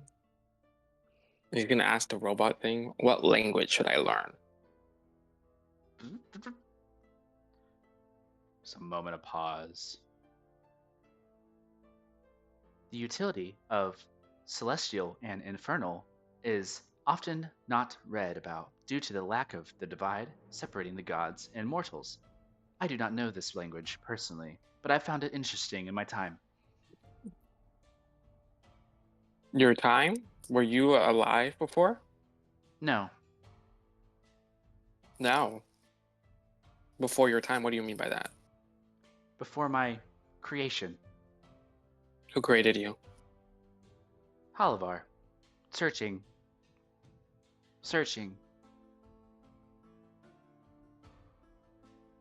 No record found. Interesting. Okay. You said celestial or infernal? Very complicated languages, but often found in old runes and magic.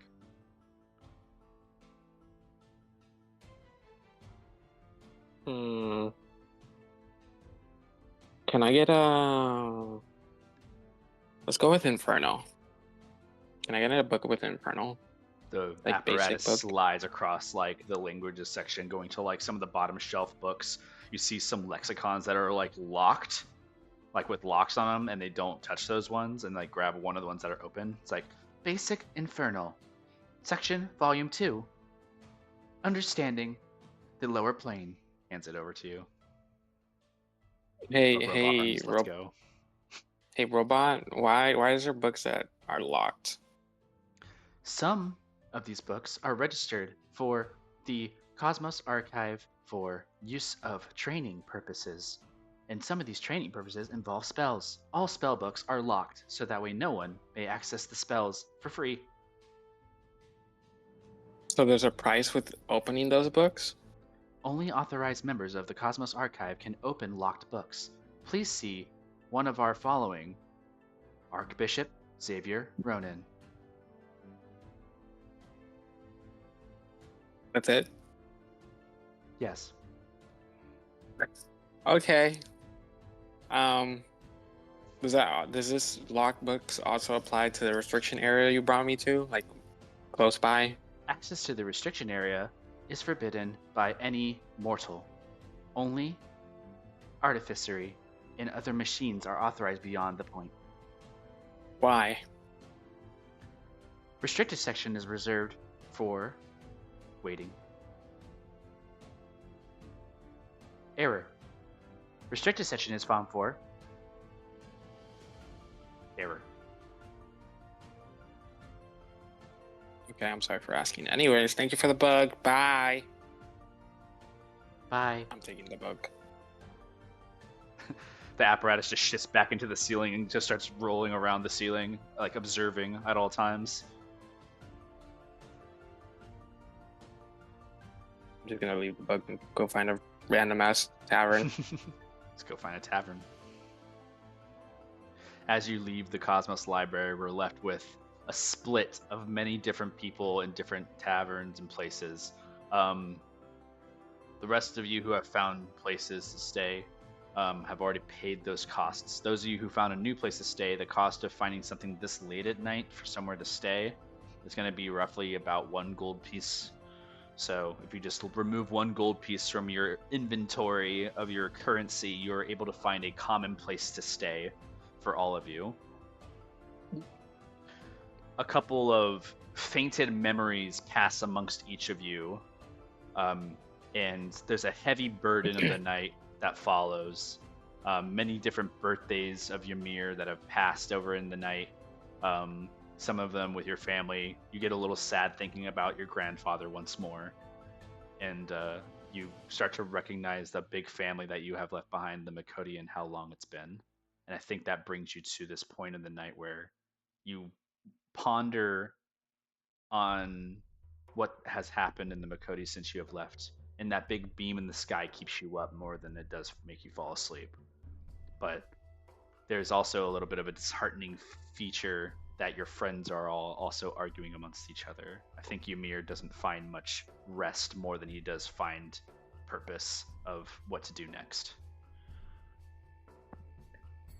But yeah, Ymir finds these memories comforting, but also a bit reminding of him. Velu, some memories pass amongst you of your home and what you've been through. A lot of agreements and dissatisfaction of the different parties of the world and different types of, people you've had to meet in your past. Disagreements and having to break apart difficult transactions is something of a trick of the trade from your where you're from. I think part of you also still believes that Nathaniel and you have made that solemn oath to one another that you could never break. And part of you always looks at that same bond between you as a reminder that you cannot break, you cannot falter. And you know that if one of you were to fall, which you did not during this lair encounter, that one of you would be there for each other. And you come to that recognition that sometimes you feel as though you are not that to your friends now. And your moment takes you. Father Cruz, you and Mimosa both find kind of a place to stay in the middle of Halavar, of a familiar place of two. Father Cruz, it's hard to look at your son sometimes tonight because you are also reminded of the fact that his passion towards you is much differently directed than the passion towards the people he's recently met in the last phases. And you want so much to help and push him in the right direction, but you know that pushing never gets you anywhere. So you have this moment of being a father, of having to watch the pot boil. Mimosa, your frustration leads you to many different conclusions about your friends, and most of them not positive. All of this is kind of reflects back to you again and makes you think about the things you can't choose in life. How many of your decisions were made for you and what you would give to have the opportunity to decide again. And I think that drives you a lot tonight as you both find your rest. Cornelia and Idris, the last moments you have the night, you go to the place you stay and find your separate rooms. Idris, your mom comes to mind for sure, but also Ymir comes to mind a lot, and you just can't help but feel that guilt about, not actually, figuring out what he had wanted. You made a big deal for his birthday, not but a couple days ago, and now all this is happening and you're wondering how you can keep things together. And as you've grown up, all you've been trying to do is keep things together. So it's frustrating to see how things are. And just in the other room beyond you, Carnelian is there thinking that everybody's against him. And you just kind of wonder on that for a moment. Carnelian, pacts are something that you have made your entirety of your life. Oaths of solemn virtue. It's even how you're manifesting your power most of your days. So it's hard to hear when someone goes up to you and says, I can't make this decision because of X, when you know well enough it's just as simple as making the decision and following through. A little bit of deception follows in your mind as it trails into dreams, but your dreams start turning into cold apparitions of what you've seen back in Solaria, of a fallen friend that tries to take over, and what that would happen if maybe someone else was in these shoes instead of you. And it's all curious. All of you have these fainting memories that follow through of many different generations. All of you arise after a long rest. We'll say, for this purpose of today, you guys awaken. You guys all can emerge. I'm not going to separate you guys canonically. Just let me know what you want to accomplish before you guys end up meeting up again. I'm assuming you will all meet up with Ymir to travel to Murdoch's estate, unless you say otherwise. Yeah. I don't think Karn wants to unless he's convinced. Okay. I'd like to go Go to ahead. the blacksmith in the morning as Yes. soon as possible. That will happen. For Carnelian, who is the only person you think that could convince you? To meet up with everybody for the dinner date. Yes. Ugh. I would say, I mean, the only one that Karn's with is gonna be Idris for like the time being. If he I mean, sees you may anyone run else, into, but you may run into Ymir in the town on your own potentially. Like think of this opportunity as like, if you wanted to meet up with somebody and like hash that out, you could. But I'm keeping you guys all here, meta-wise, to figure out the differences between what you want to do versus the end point, which is potentially traveling to this location. Cruz wants to meet up with Ymir like first thing in the morning. Then you will be finding Ymir traveling to the blacksmith, but we will get to that. Okay. I want to I think think- about Carnelian's response to the end point of the destination, because he's the only one that says he might not be able to because of the situation. So you need to let me know who are the people who can motivate you to go. People that, I mean, anyone could motivate me if the conversation goes right, but I think the easiest motivator is probably Ymir. Okay. Then Definitely Mimosa. I think so too. Yeah, send Mimosa Fist and fight. Carnelian in, dude. They'll figure it out. He'll go if he's unconscious, okay? What are you shadowing, guys? That's funny. Yeah, we'll say for the sake and purposes, you guys will have a few sparring encounters with one another just in passing, and then opportunities to sway in directions. Fair? That's okay. Yeah. Fair. I'm fine I- with RPing all the different arguments. However, I also appreciate it to get to a solid point where you guys are also yapless, you know? I would also like for Idris to visit a magic shop at some point. Yes, that is perfectly fine. Please. Karn wants to turn his circlet. Yes, you also want to do that. So a lot of you have some first thing in the morning actions to do. Velu, is there anything you wish to accomplish the other day? You can go back to the Cosmos Archives if you want. Oh yeah, I'm going back. Don't Yeah. worry, I'll be there. Okay. To the library to get some more info for sure. Studying up on Infernal isn't a good opportunity for sure. You can also do some other things as you wish. The Mhm. rest of you, Father Cruz, there are sermons in the morning that you can attend for the Church of St. Eli or other churches. Even your shrine has offerings for that as well. If you want to do your rounds and visits, maybe some religion will open you up to some, thoughts outside of your own. Cruz wants to spend the day with Ymir. Okay. Then, in the most valiant effort, I'm going to go through this in an order that is making sense to me. Carnelian and Idris are probably the latest up, given their exhaustion level was nearing. So the both of you are probably going to be the latest up, which means you won't be able to do your immediate actions in the morning. With an extra 4 hours in your time belt, you guys are getting older by the second. With that, Father Cruz and Mimosa, you take your round out. With Father Cruz on a direct mission to find Ymir, Mimosa, do you wish to follow on that or no? Mimosa's gonna go off Okay. because he feels bad, but also kind of not. But he's gonna look for a gift for Ymir. Okay. Because he's the only person he really actually feels bad for. Yeah, you go and you search off for that. Father Cruz, you find into Ymir, who is also already in the marketplace for seeing the blacksmith. So Ymir, we're entering the scene of you at the blacksmith, approaching and discussing with you how to basically do these new drafts of how to create this amplifier for you. Alright, They so just listen. look at you, yeah. So I did some research last night at the library. There's like bags under. There's a bag under Ymir's eye, and he's gonna be like, "So I got the schematics. I'm thinking, do you have mithril in your storage?" Just a reminder, by the way, about this blacksmith. This is you went to Wingdings, which is Smush the Goblin. Last night, who you met with was not Smush. Dude, I'm looking for Smush. Yeah, I know. Last night you went to whoever was the closing guy for the guy, and the guy was like nodding for you and see in the morning. But this is Smush that you're like in front of right now, and he's like, eh?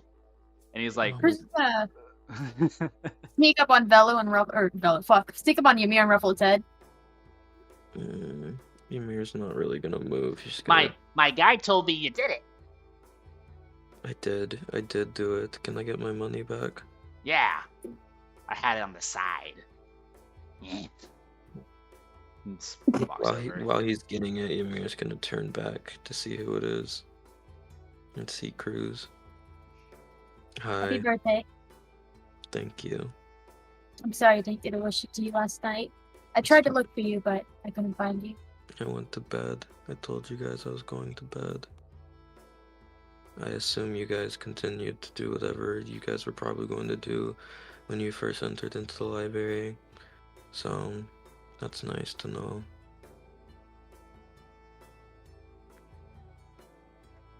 There's no point in lying to you. There was a fight. I think it could have went worse. But Money, here. Thanks. Just holds a bag for you. It's your currency just comes back. I believe you only spent 50 gold just to hold down the No, beginning it was of 130. 100. You're right.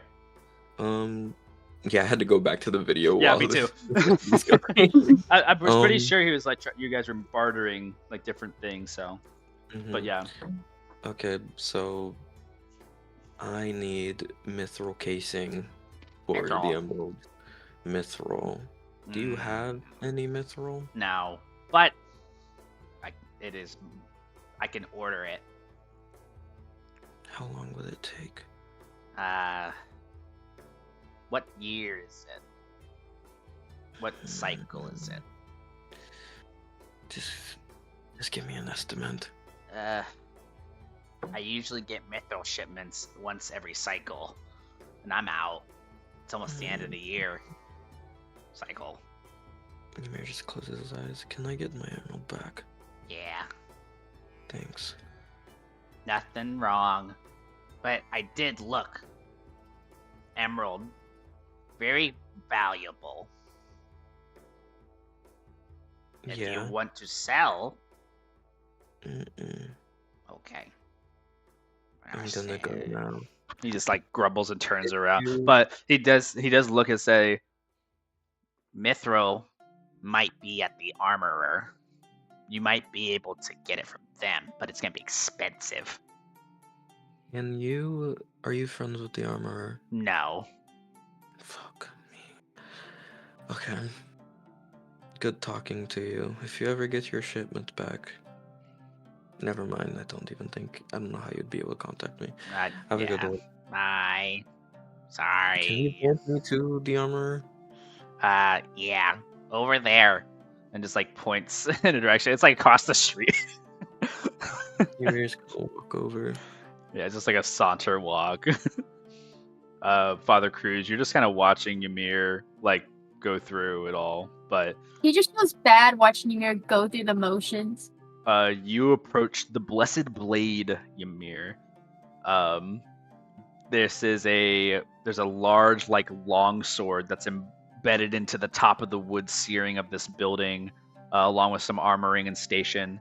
Here you see that it's just an outside like working format, but you can definitely see there's like a line of some sorts of people like looking around and just inspecting the goods. It's like a higher tier blacksmith basically. Ymir, is this what you were working on yesterday? Not really. I mean, all I did was come over to let them know that I finished the deal. That was really it. And then I went to the library for the rest of the day. So what are you getting from? What'd you need the mithril for? Ymir's you hear him sigh, but it's not like an annoyed sigh. It's more like a, man, I gotta re-explain this again. But Here's a little smile. He'll take out the emerald and he'll take out his research book and he'll start explaining. So emerald is a potential amplifier for my research that I could use for surges. It goes off of the Scroll of Enchantment, but is a weak material, and gold lining, which is used for spells and arcane focuses, is usually one of the strongest linings to encase other magical materials in, but it is not strong enough for emerald, which is a weak material. So I need an even stronger material or lining to wrap this around the emerald so that I may use it for an amplifier to research before I put it into my body. Oh, we've put a lot of effort into this. It's pretty impressive. I appreciate that. Amir's gonna turn back and Yep. go over at the blacksmith. Yeah, the blacksmith, dwarvish. As the most fine armors and material you do find, ironically, still come from dwarves. Even like, unironically, on a moon planet in some other universe somewhere, it just happens to be that dwarves are just really good at smithing, and it's So it's a good. common thing. And it's not like it's a cliche or anything like that on dwarves, but like it kind of is. So don't feel terrible about it. You do see that this dwarven individual, long brown reddish beard, and like you see it has like different like twists and turns in it, hair coming out of the nose, bald on the top, large muscles but really stout, like a big old guy. And he kind of approaches around your area. It's like, young man, Yes. you looking something you like? I'm wondering. Looking for something for your grandpa here? And just like points at Father Cruz. No, that's just a friend. I'm from the Makoti. I'm sure you've heard of it, maybe? Yeah, good I'll make material you out in the Magoti. Yeah, and pretty good blacksmith. Like the Earth Genasi. They make really, really great materials. What a great But, forge I they came got. along. Yeah. Came a long way. So I was wondering if there was things out here up to par, and I was wondering if I could get my hands on some mithril so that I can use it to encase this emerald that I have. Up to par. We got plenty out here in Olivar. All the shipments move really? through us. Okay. Mithril is hard to come by given the circumstance that it only comes once a year during the Magent phase, and that's already passed this year. Most of that sells out. So, you might be in luck, little man. Just as he says that up to you. He like turns around. I got right here. My little It's man? like right wrapped in a bag. It's like a parchment type bag, and it's like wrapped. And you see like actual like mithril, like raw. And he pulls it up. He sets it on the table and opens the bag in front of you. It's like, this is my last stock of mithril right here. Mithril goes for 1,000 per pound, gold, raw.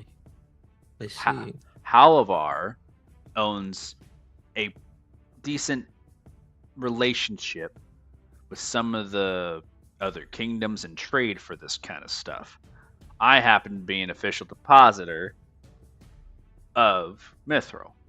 Now, I make armor out of this stuff because it's the best thing you can gosh darn make out of mithril. However, there are also mithril tools that you can use.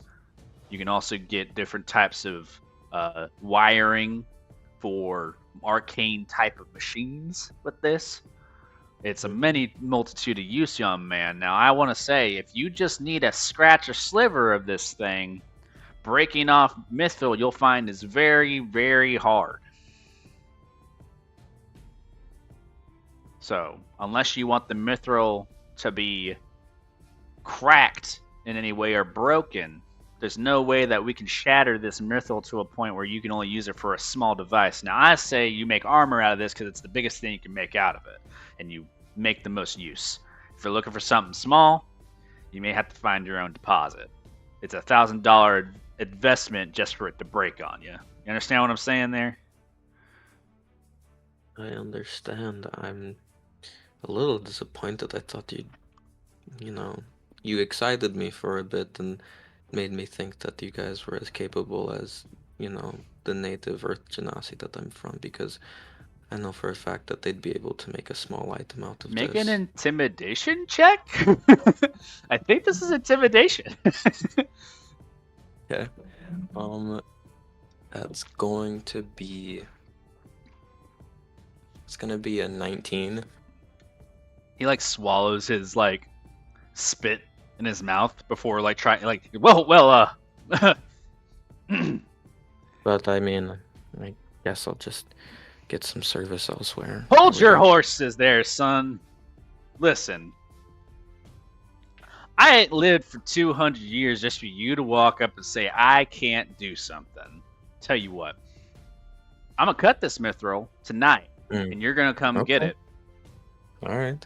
The mithril, the cost of that's going to be 200 gold for the slither of whatever you freaking want. I'll give you less than half a pound for it if you need it at a reasonable price.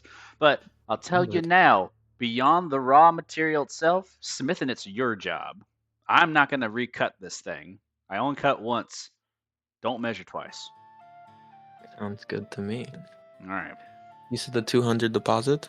Not a deposit. You just bring 200 back into the day. You'll have your little mithril, and you can do whatever you want with it. Today is my birthday, so It's your birthday. Why didn't you Yes. say something? and I'm sorry. You know, a lot that's going on. Come and back I'm at the going end of the to day, dinner. 200 gold. All right. You're gonna get a chuckle out of Cruz. Ymir's gonna turn, and you see a small smirk as he begins to walk off. Yeah. You know, Ymir, I can't believe you called me your grandpa. I'd say I'm more like the father, you know? You're gonna You stare at him. you look really young for your age. I'm surprised. Maybe dwarves have like a special sight. Oh, you're making me blush. Ymir's gonna go back to the blacksmith, let him know that there is something being made, a casing being made, and that he needs a smith again. He talks to you and just shares with you that in order to make things like arcanium type things and people who do those type of inventions who are more adept to those things, he can make magical items if he really wants to, but the time it would take to do such things is months. Just to Okay, for the got it. factor of time for you, and he just shares a little bit of insight onto making magical items. All right, That's it. got it. And Ymir will head off Yep. towards the estate. Sure. And you'll be off. Father Cruz, are you just gonna stick with Ymir the entire time? Yeah. Okay. Mimosa, you're off on your own. What are you doing? Just trying to find a little bit of a leisure? My mom's just looking for a magic shop that Yes. he thinks has good magic things. What name would introduce you? What name do you think would interest you the most? The Sash Slinger? Wheels on the cart? No, the Sash Slinger. No, I'm talking about the SpongeBob. That's also good. Humble Brew, Rivers Rental, Wingdings, or there's another one here. Aesir's Arsenal. ACU's Arsenal, that one sounds fancy. You end up going to this place. It has a lot of decorum of like heraldic symbols. It would look Celtic if you were existing in this universe just as yourself and the way that the designs are. A lot of it is guns shop. This is like a gun store. This is where Carnelian went to go look for his weapons, ammunitions, and everything like that. So you walk in, you just see arcane flintlocks, weapons, and a whole bunch of other Mimosa's magical turning things. around and going to the slasher one. Yeah, across the street, you see the Sash Slinger. There's a lot of religious garments here. There's also a lot of common clothes, backpacks, accessories. There's a really nice perfume that's on sale in here. Mimosa's gonna scratch his head. Yeah. Would Ymir wear perfume? Would he like? It's the smell is of cedar and like some type of orange spice. It's a little on the nose of it's not cinnamon, but it hits the nose in a way that kind of like reminds you of a beach. Sand? No, not sand, like a beach, like that kind of salty like smell where it's like the sea salt type of ocean smell. Mimosa's gonna put it down. And he's gonna look at all the clothes. Yeah, lots of common like Halavar style varied clothes. Lots of tunic, lots of different pants that kind of go up, almost like capris. Not really capris though. The shoes are sandals most of the time, but the weather also dictates for some really like rough boots as well. As the winter comes, they get furred into the boots. They're like basically makeshift Uggs. There's lots of different accessories and gear here.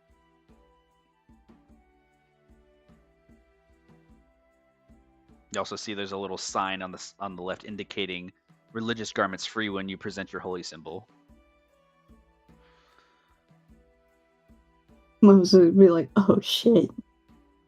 He's gonna search his person, wondering if he has anything. Probably not.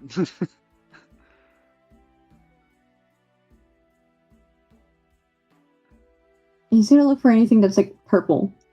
There's Like a couple magenta. of things. Yeah, there's a lot of magenta type of like variants. Like there's actually just a full purple tunic where it's just a whole shirt is just purple and like has embroidery of like silver like strings around it. Is there a price tag? Look at it. It's like 5 gold. It's pretty expensive actually compared to like, you know, a normal common shirt which is like 5 copper. Most of it look for a shopkeeper.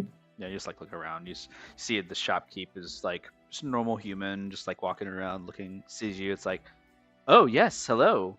Oh, I don't think that's gonna fit you. Is there a reason this is 5 gold?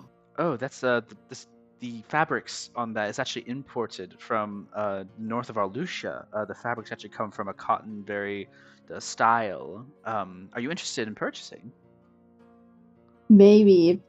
I don't know. I don't really shop for clothes. Well, I'll tell you what, 5 gold is a very nice price for that because I actually got it at a discount myself, so I'm selling it at a lower price than what it would be. Insight check. Go ahead.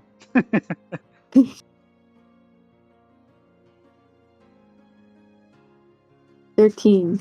13 might be a little bit of a lie, but it's also like very teetering on the edge of telling the truth. You get the sense that they're leaving something out about the material, not necessarily the cost.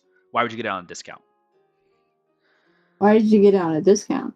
Oh, oh, my bad. If you take a look right there, and he like points on the collar where like the button and like string is. It's like the string is frayed a bit right here. You took notice of that. I'll tell you what. Instead of 5 gold, we'll do 2 gold. How's that sound? Okay. And you pay 2 gold. You get a nice purple tunic, with some silver Wait, is it embroidery. Ymir size though? It is Ymir I size. read that. Okay, Yes. swag. Yeah, no worries. I wouldn't do that to you. That'd be funny. You just get there, it's like you got a dragonborn size shirt for your mirror. Crazy work. But yeah, you managed Moss to buy is him a gonna shirt. blink a few times, and then he's gonna look for something else. Yeah, there's like a couple of things. He's like, in here. one win. I That need another. perfume keeps like steering at you. But there's a couple other variances of different things, shoes and belts, different sashes that kind of go around. There's a backpack that's just a designer type purse, basically, and a coin purse.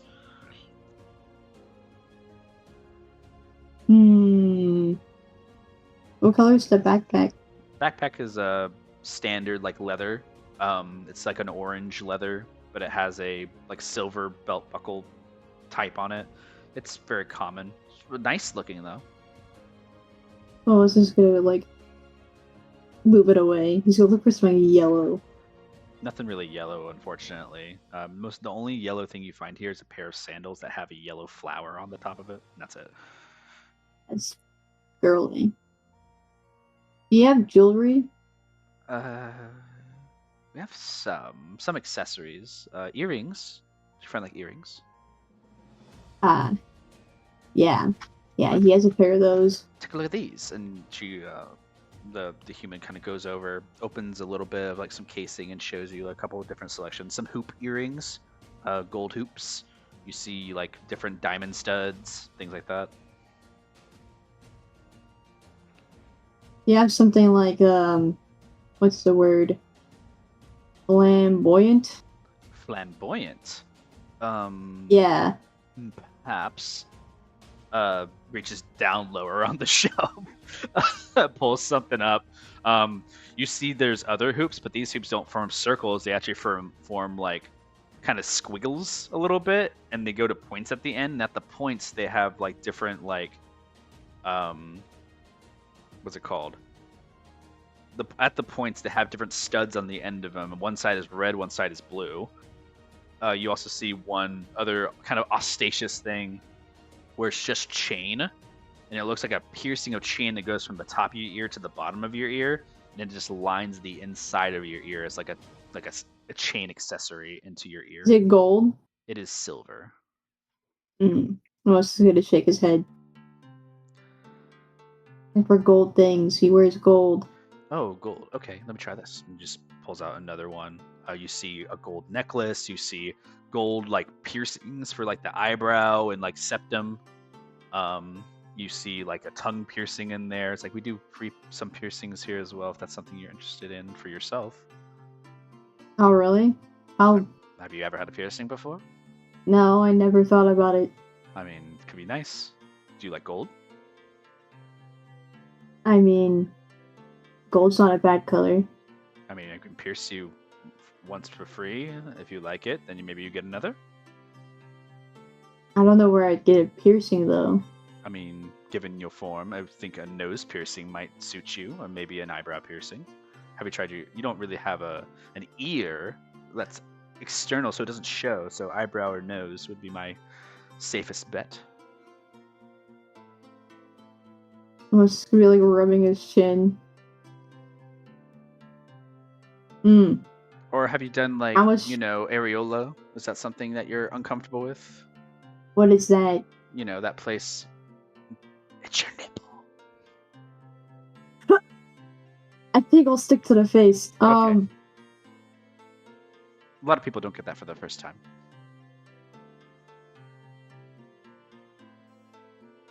How much would it cost? I would put a sample. It wouldn't be real silver or gold. It would just be a sample that looks like it. And if you're wanting to get it, you can. But I don't want to give you something you don't have. So I'll pierce you for free, but you will have the opportunity to purchase a piercing if you so like it. Okay. You know what? Why the hell not? Those.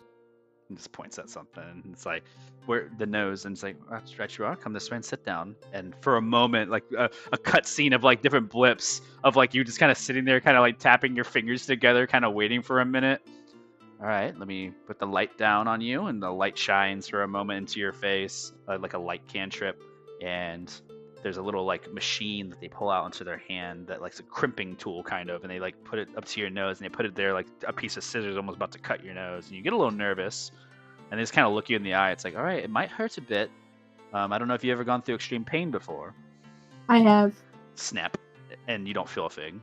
Completely numb. You don't even know it's happened yet. And as it's done, it's like, all right. And then it takes a mirror to show you. It's pretty cute. Oh, it's in? Yeah. It's like a little silver bauble, but it's like painted silver, so it's not real. But you can get the sense of like what silver would look like. She twists the knob up, puts gold there. Which one do you like better? Gold. I have a gold piercing right here. For this one, right here, this gold piercing, wouldn't even pay you I would pay you 5 silver. Moses is gonna rub his chin again. You know what? Why the hell not? Get yourself a gold piercing, and you get a gold piercing. And you kind of like look at the other ones, and you're like, wait, gold for Ymir, right? And you look over and see other piercings available. If your friend has piercings, they will know what to do with them once you give it to them. If you do decide to get another one for a friend. I'll get him a chain. Oh, that would be nice. I love those. Those nice little ornate details. And just take that. It's a gold piece. I'd give him the gold piece. Yeah, very cheap compared to like being poor basically before. So like you're just kind of like spending this money. It's kind of nice. You end up having like a whole like paper bag of things. Well, Mosa didn't realize he'd like shopping, so he's like a little curious now. He's gonna go to another magic store. You spend some time doing that. You haven't even bought anything magical yet. No. So you're just off. We'll say for the purpose of this you'll go to the magic store, and we'll see where everybody else goes first. For now, we'll say Velu. Going to the library, you're studying for Infernal a little bit more. You notice that Infernal is starting to match to some of the book description that you read the other day from the what's it called? Wait. I wasn't actually going to read Infernal. Oh, no. I was going to find another book. What do you want to find? I'm going to ask the robot lady. Orca is present in your mind, and you can speak whenever you wish. Orca. Is there a book related to either... wait, you should know this. What? Fuck, hold on, I'm thinking. You got this. I'm trying to pinpoint the thoughts.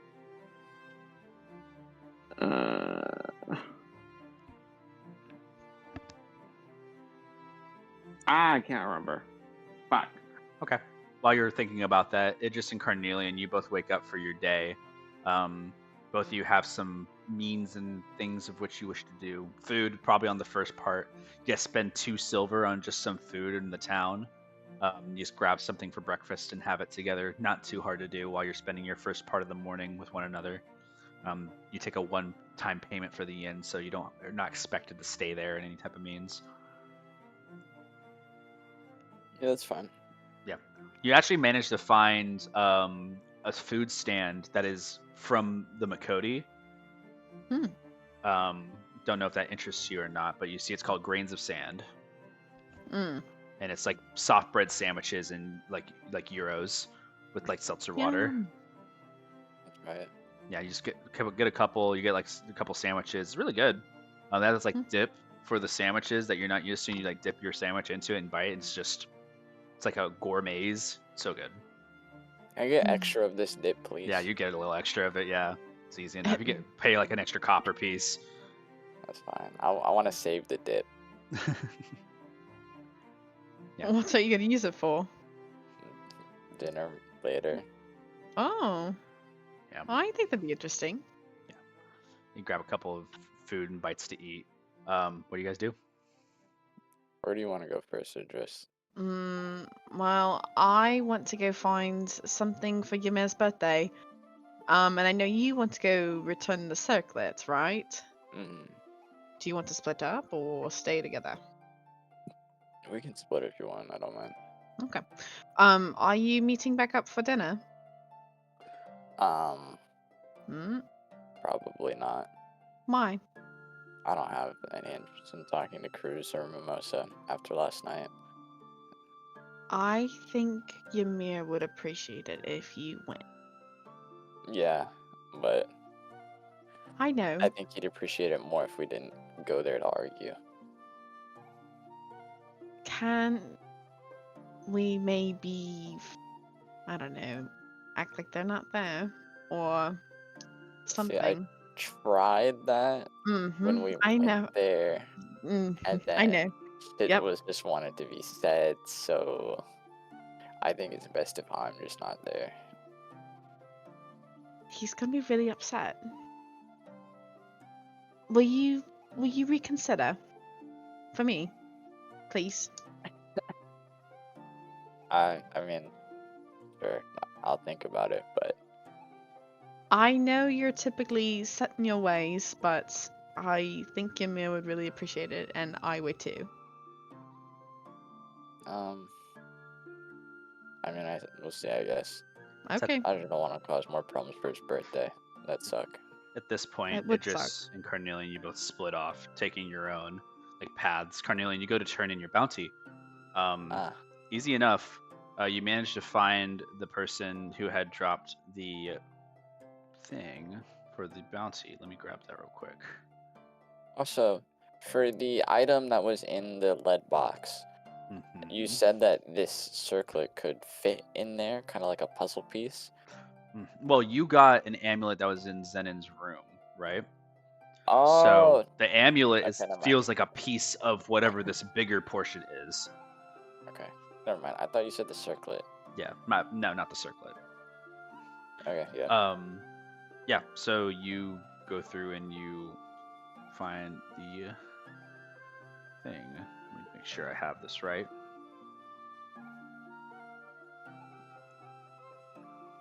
I would say Carnelian loves to take the papers of jobs that he does. Mm-hmm. So he'd have the paper of the like, hey, someone find my circlet, please. Right. Second. And also, it's like you had to go look for the circlet, but you only knew that it was in the lair because like it was a good possibility. The thing, like the paper, didn't say, "Oh, it's in the lair." I last left it in the grave site area, right? So it was like Right. you went there, and it was like, "Oh, well, happened to stumble across it in the lair, which was the last place it was seen." So it ended up working out for you that it was in that situation. So it wasn't like this is where I left it last. It was like it ended up in that position. Yeah, I just want it so he can't scam me on the reward. Yes. Which the reward is what I'm trying to grab from my previous notes from the lair, because I think I separated the two. Where are you at? Collapsed chamber. No. It was the mausoleum. I think it was the room of the pillars.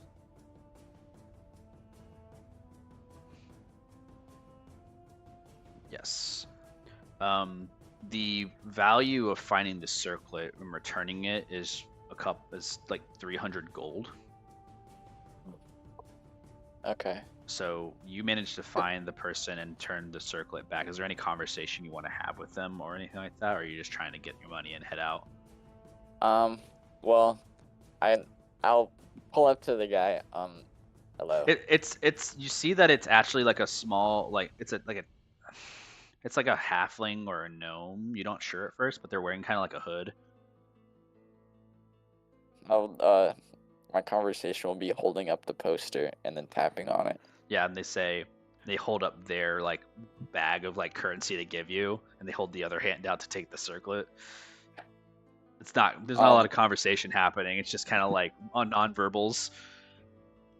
Not to be greedy, but I'll hand him it and I'll take the like 300 that was promised. But Okay. I'll also say not to be greedy, but it was also within the crypt with like this lich there that was trying to kill me and my friends. If like I could get like a little more for lunch, maybe. The hood kind of looks up. You see the biggest nose you have ever seen, and you're for sure know that this is a gnome because it looks crazy-eyed. The nose looks up, and they're like cross-eyed on one head and one part of the other. Like their other eye looks into a different direction and actually like focuses on you, while the other eye's lazy and doesn't move. But the nose is like a big old honker, you know. And they just look up at you. Try to look my best in him, not his nose or the crazy eye.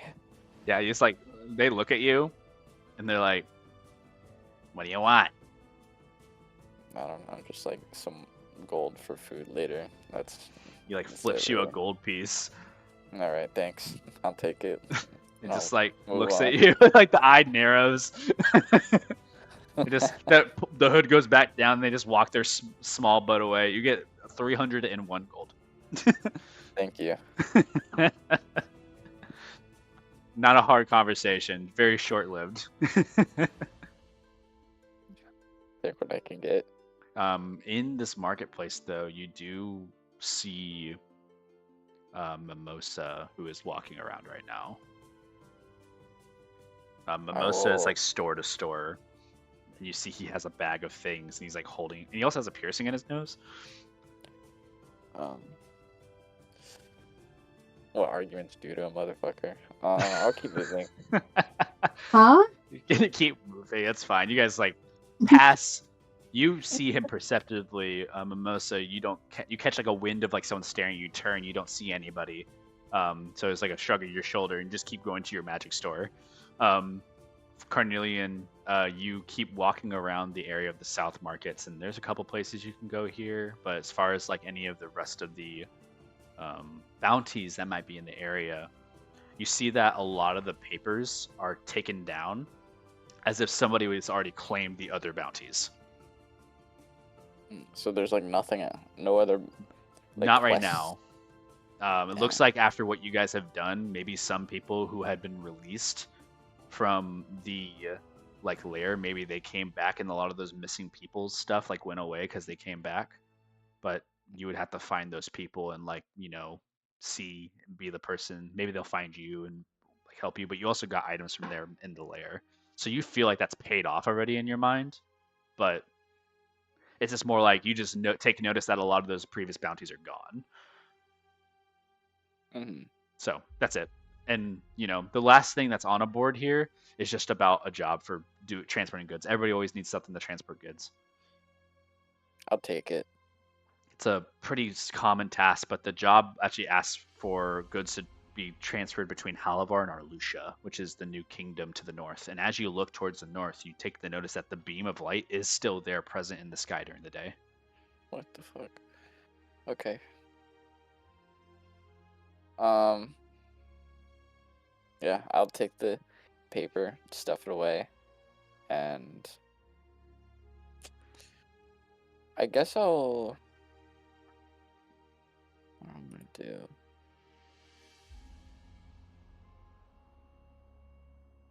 With you kind of like determining on that, Idris, you have kind of the last opportunities to do anything before we end the session for today. Is there anything that you want to kind of get out of the way today so that we can return back to it potentially in the next time?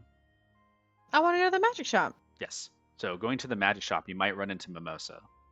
So That's I'm gonna have you roll up a centile die, and I'm gonna say if it's lower than a 50, then you run into Mimosa. So roll D100 and hope for higher. All right, let's see here.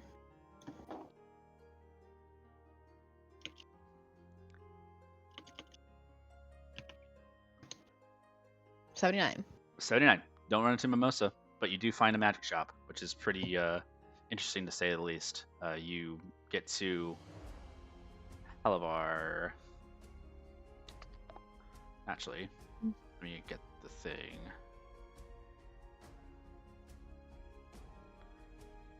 Yeah, so you find two things specifically. You find a gambling spot by accident.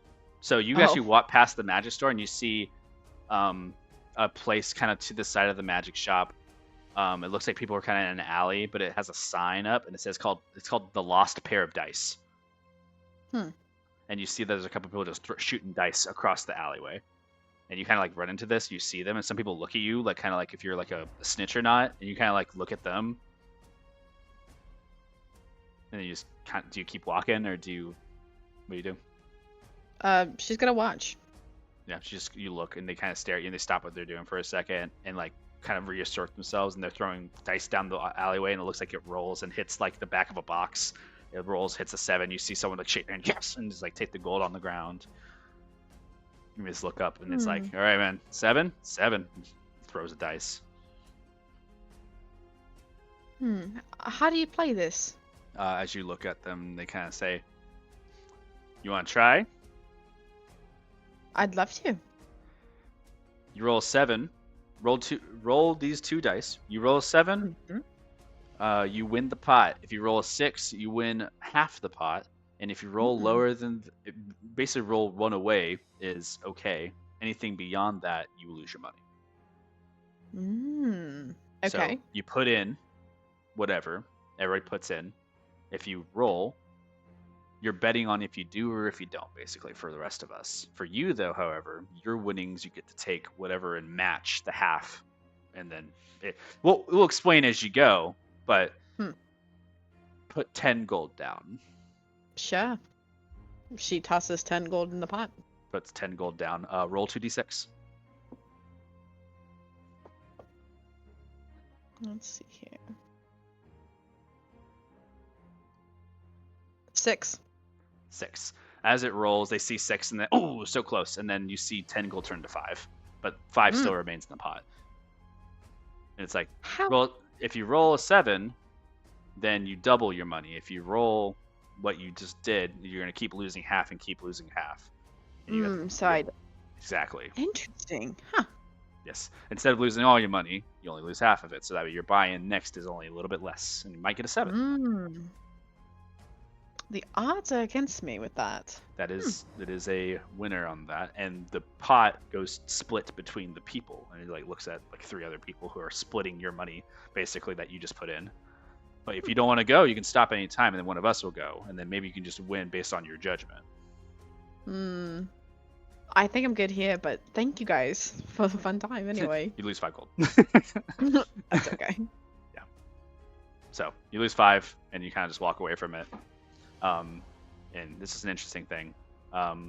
We'll say that you're going to come back to the magic shop probably next session then. We're going to stop there for now.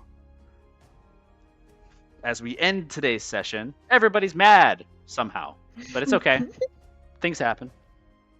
I'm That was piercing. gonna be the one of the only people who does not give a fuck. All y'all doing great. I'm proud of every single one of you. Happy birthday to Ymir. Happy Yeah, birthday happy to birthday Slime to Ball. you. Happy birthday, Ymir! Happy birthday, Slimeballs. Ymir and Slimeball share the same birthday. Crazy. Oh my work. goodness. Sick, Ymir is slime balls. bro. Wow. Couldn't go much further without like causing Kat to have a crash out for too many hours played. Because I tried. Yeah, and guys, y'all were just having hate juicy the drama, He-Man. and I couldn't get you guys to the point where you guys were all meeting at the top of the arc to go to the estate. So, too much. They just got to gamble before Cruz did. Just one roll. She got a taste. A little She could stop at taste. any time, and she did. And that's what they said to her. Bro, bro, your characters are so petty. It's so funny to listen to. You guys are so petty, bro. Bro, what do you mean? I tried. Oh my I tried, God. bro. I know. Father Cruz isn't petty. It's just funny because when Cruz tries to talk, they're like Fuck if you, you say old man. like if you say something that sounds just a little bit argumentative, they're like, bro. Like, I why was is there trying so anything hard wrong? to talk neutral. That's just the way I talk, But and it it's- like sounded mean. It's so funny because it's so petty. I want to argue more so bad. I know. Oh, don't get me God, started. I want Y'all to are crash horrible. out so bad. That was hilarious. I had to mute my mic. I was like, Oh. just let him do it. The thing was, I wanted to like leave to be like good, but I wanted to be there to experience it. I think the argument was great. I think it could have went way worse. I wish Oh, it went yeah. I worse. kind of Oh. wish it did go worse. I wanted Zap for sure. to. I wanted You Zap to want fucking do the worse? teleportation. Why thing Yeah, so the bad. teleportation thing was fucking funny to me. That was would've but been then, so but bad. then He it would have didn't teleport. ruined. It would have ruined. Like it would have like. Dude, listen, it would have Where been the fuck I'm so. gonna did be we so end up? honest. It would have been so funny if he It would have did. been hilarious. Because, I I would've would have been loved the teleport. I would have said. actually. I would have said just choose imagine. random people and just fucking. If you had chosen Cruz, that would have been okay. You know what the funny I thing think I is? could forgive you. That really What? hoping. that amulet's like not 100% on teleportation, so it's like they could have chose a place and y'all could have just got shifted to some random fucking location.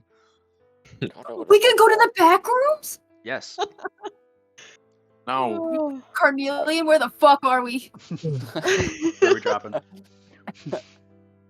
God, I was hoping so bad for Mimosa to be teleported away because I couldn't get Idris to fucking leave. no. Because Mimosa was like, Bagging it. me every moment. It And was now they have a instigating, piercing. and Okay, I'm Idris sorry. was instigating. Bro, you two were terrible. I'm Oh my god. Terrible. It's like a fucking Like, beta fish. You see another one and you're just like, it's on site. Die. I yeah, can't. we need memes of the holding another person back. Like that shit was funny. Me The funniest personally, thing- I'm gonna oh laugh my so God. hard. I'm gonna laugh so hard whenever Father Cruz sees Mimosa pierced, and it's like gonna be that situation of like a I'm father gonna- seeing their son getting something they don't I'm like, gonna like a like, tattoo. I'm gonna be like, what'd you do to your face? It was perfect the way it was. While Cornelian's like Mental in the breakdown corner. gets the pierce. The betrayal. Sorry, I cut Probably- you off, Allie. I'm so sorry. No, it's okay. It's just my ADHD now. I don't remember what I was talking about. No, gotcha. We need My more bad. arguing next session. What is I wrong with need you, more bro? argument. I Oh, need You more guys, argument. you guys know who the right guy is. Guys, I I need want more more hugs, argument. guys. This is gonna Line be, up. this is Where's gonna be my the hug worst at? birthday. This is gonna be the worst. birthday. It's gonna be the best birthday ever. You're gonna love it. No, Yeah. listen, it's gonna be like the best birthday Really? because the twist is there's gonna be a massive orgy at the end. Yeah, turn into an ERP real quick. Mm. What the fuck? What's with like the gasps, guys? Come on. I'm stopping the stream. Wait, saying I this. was about to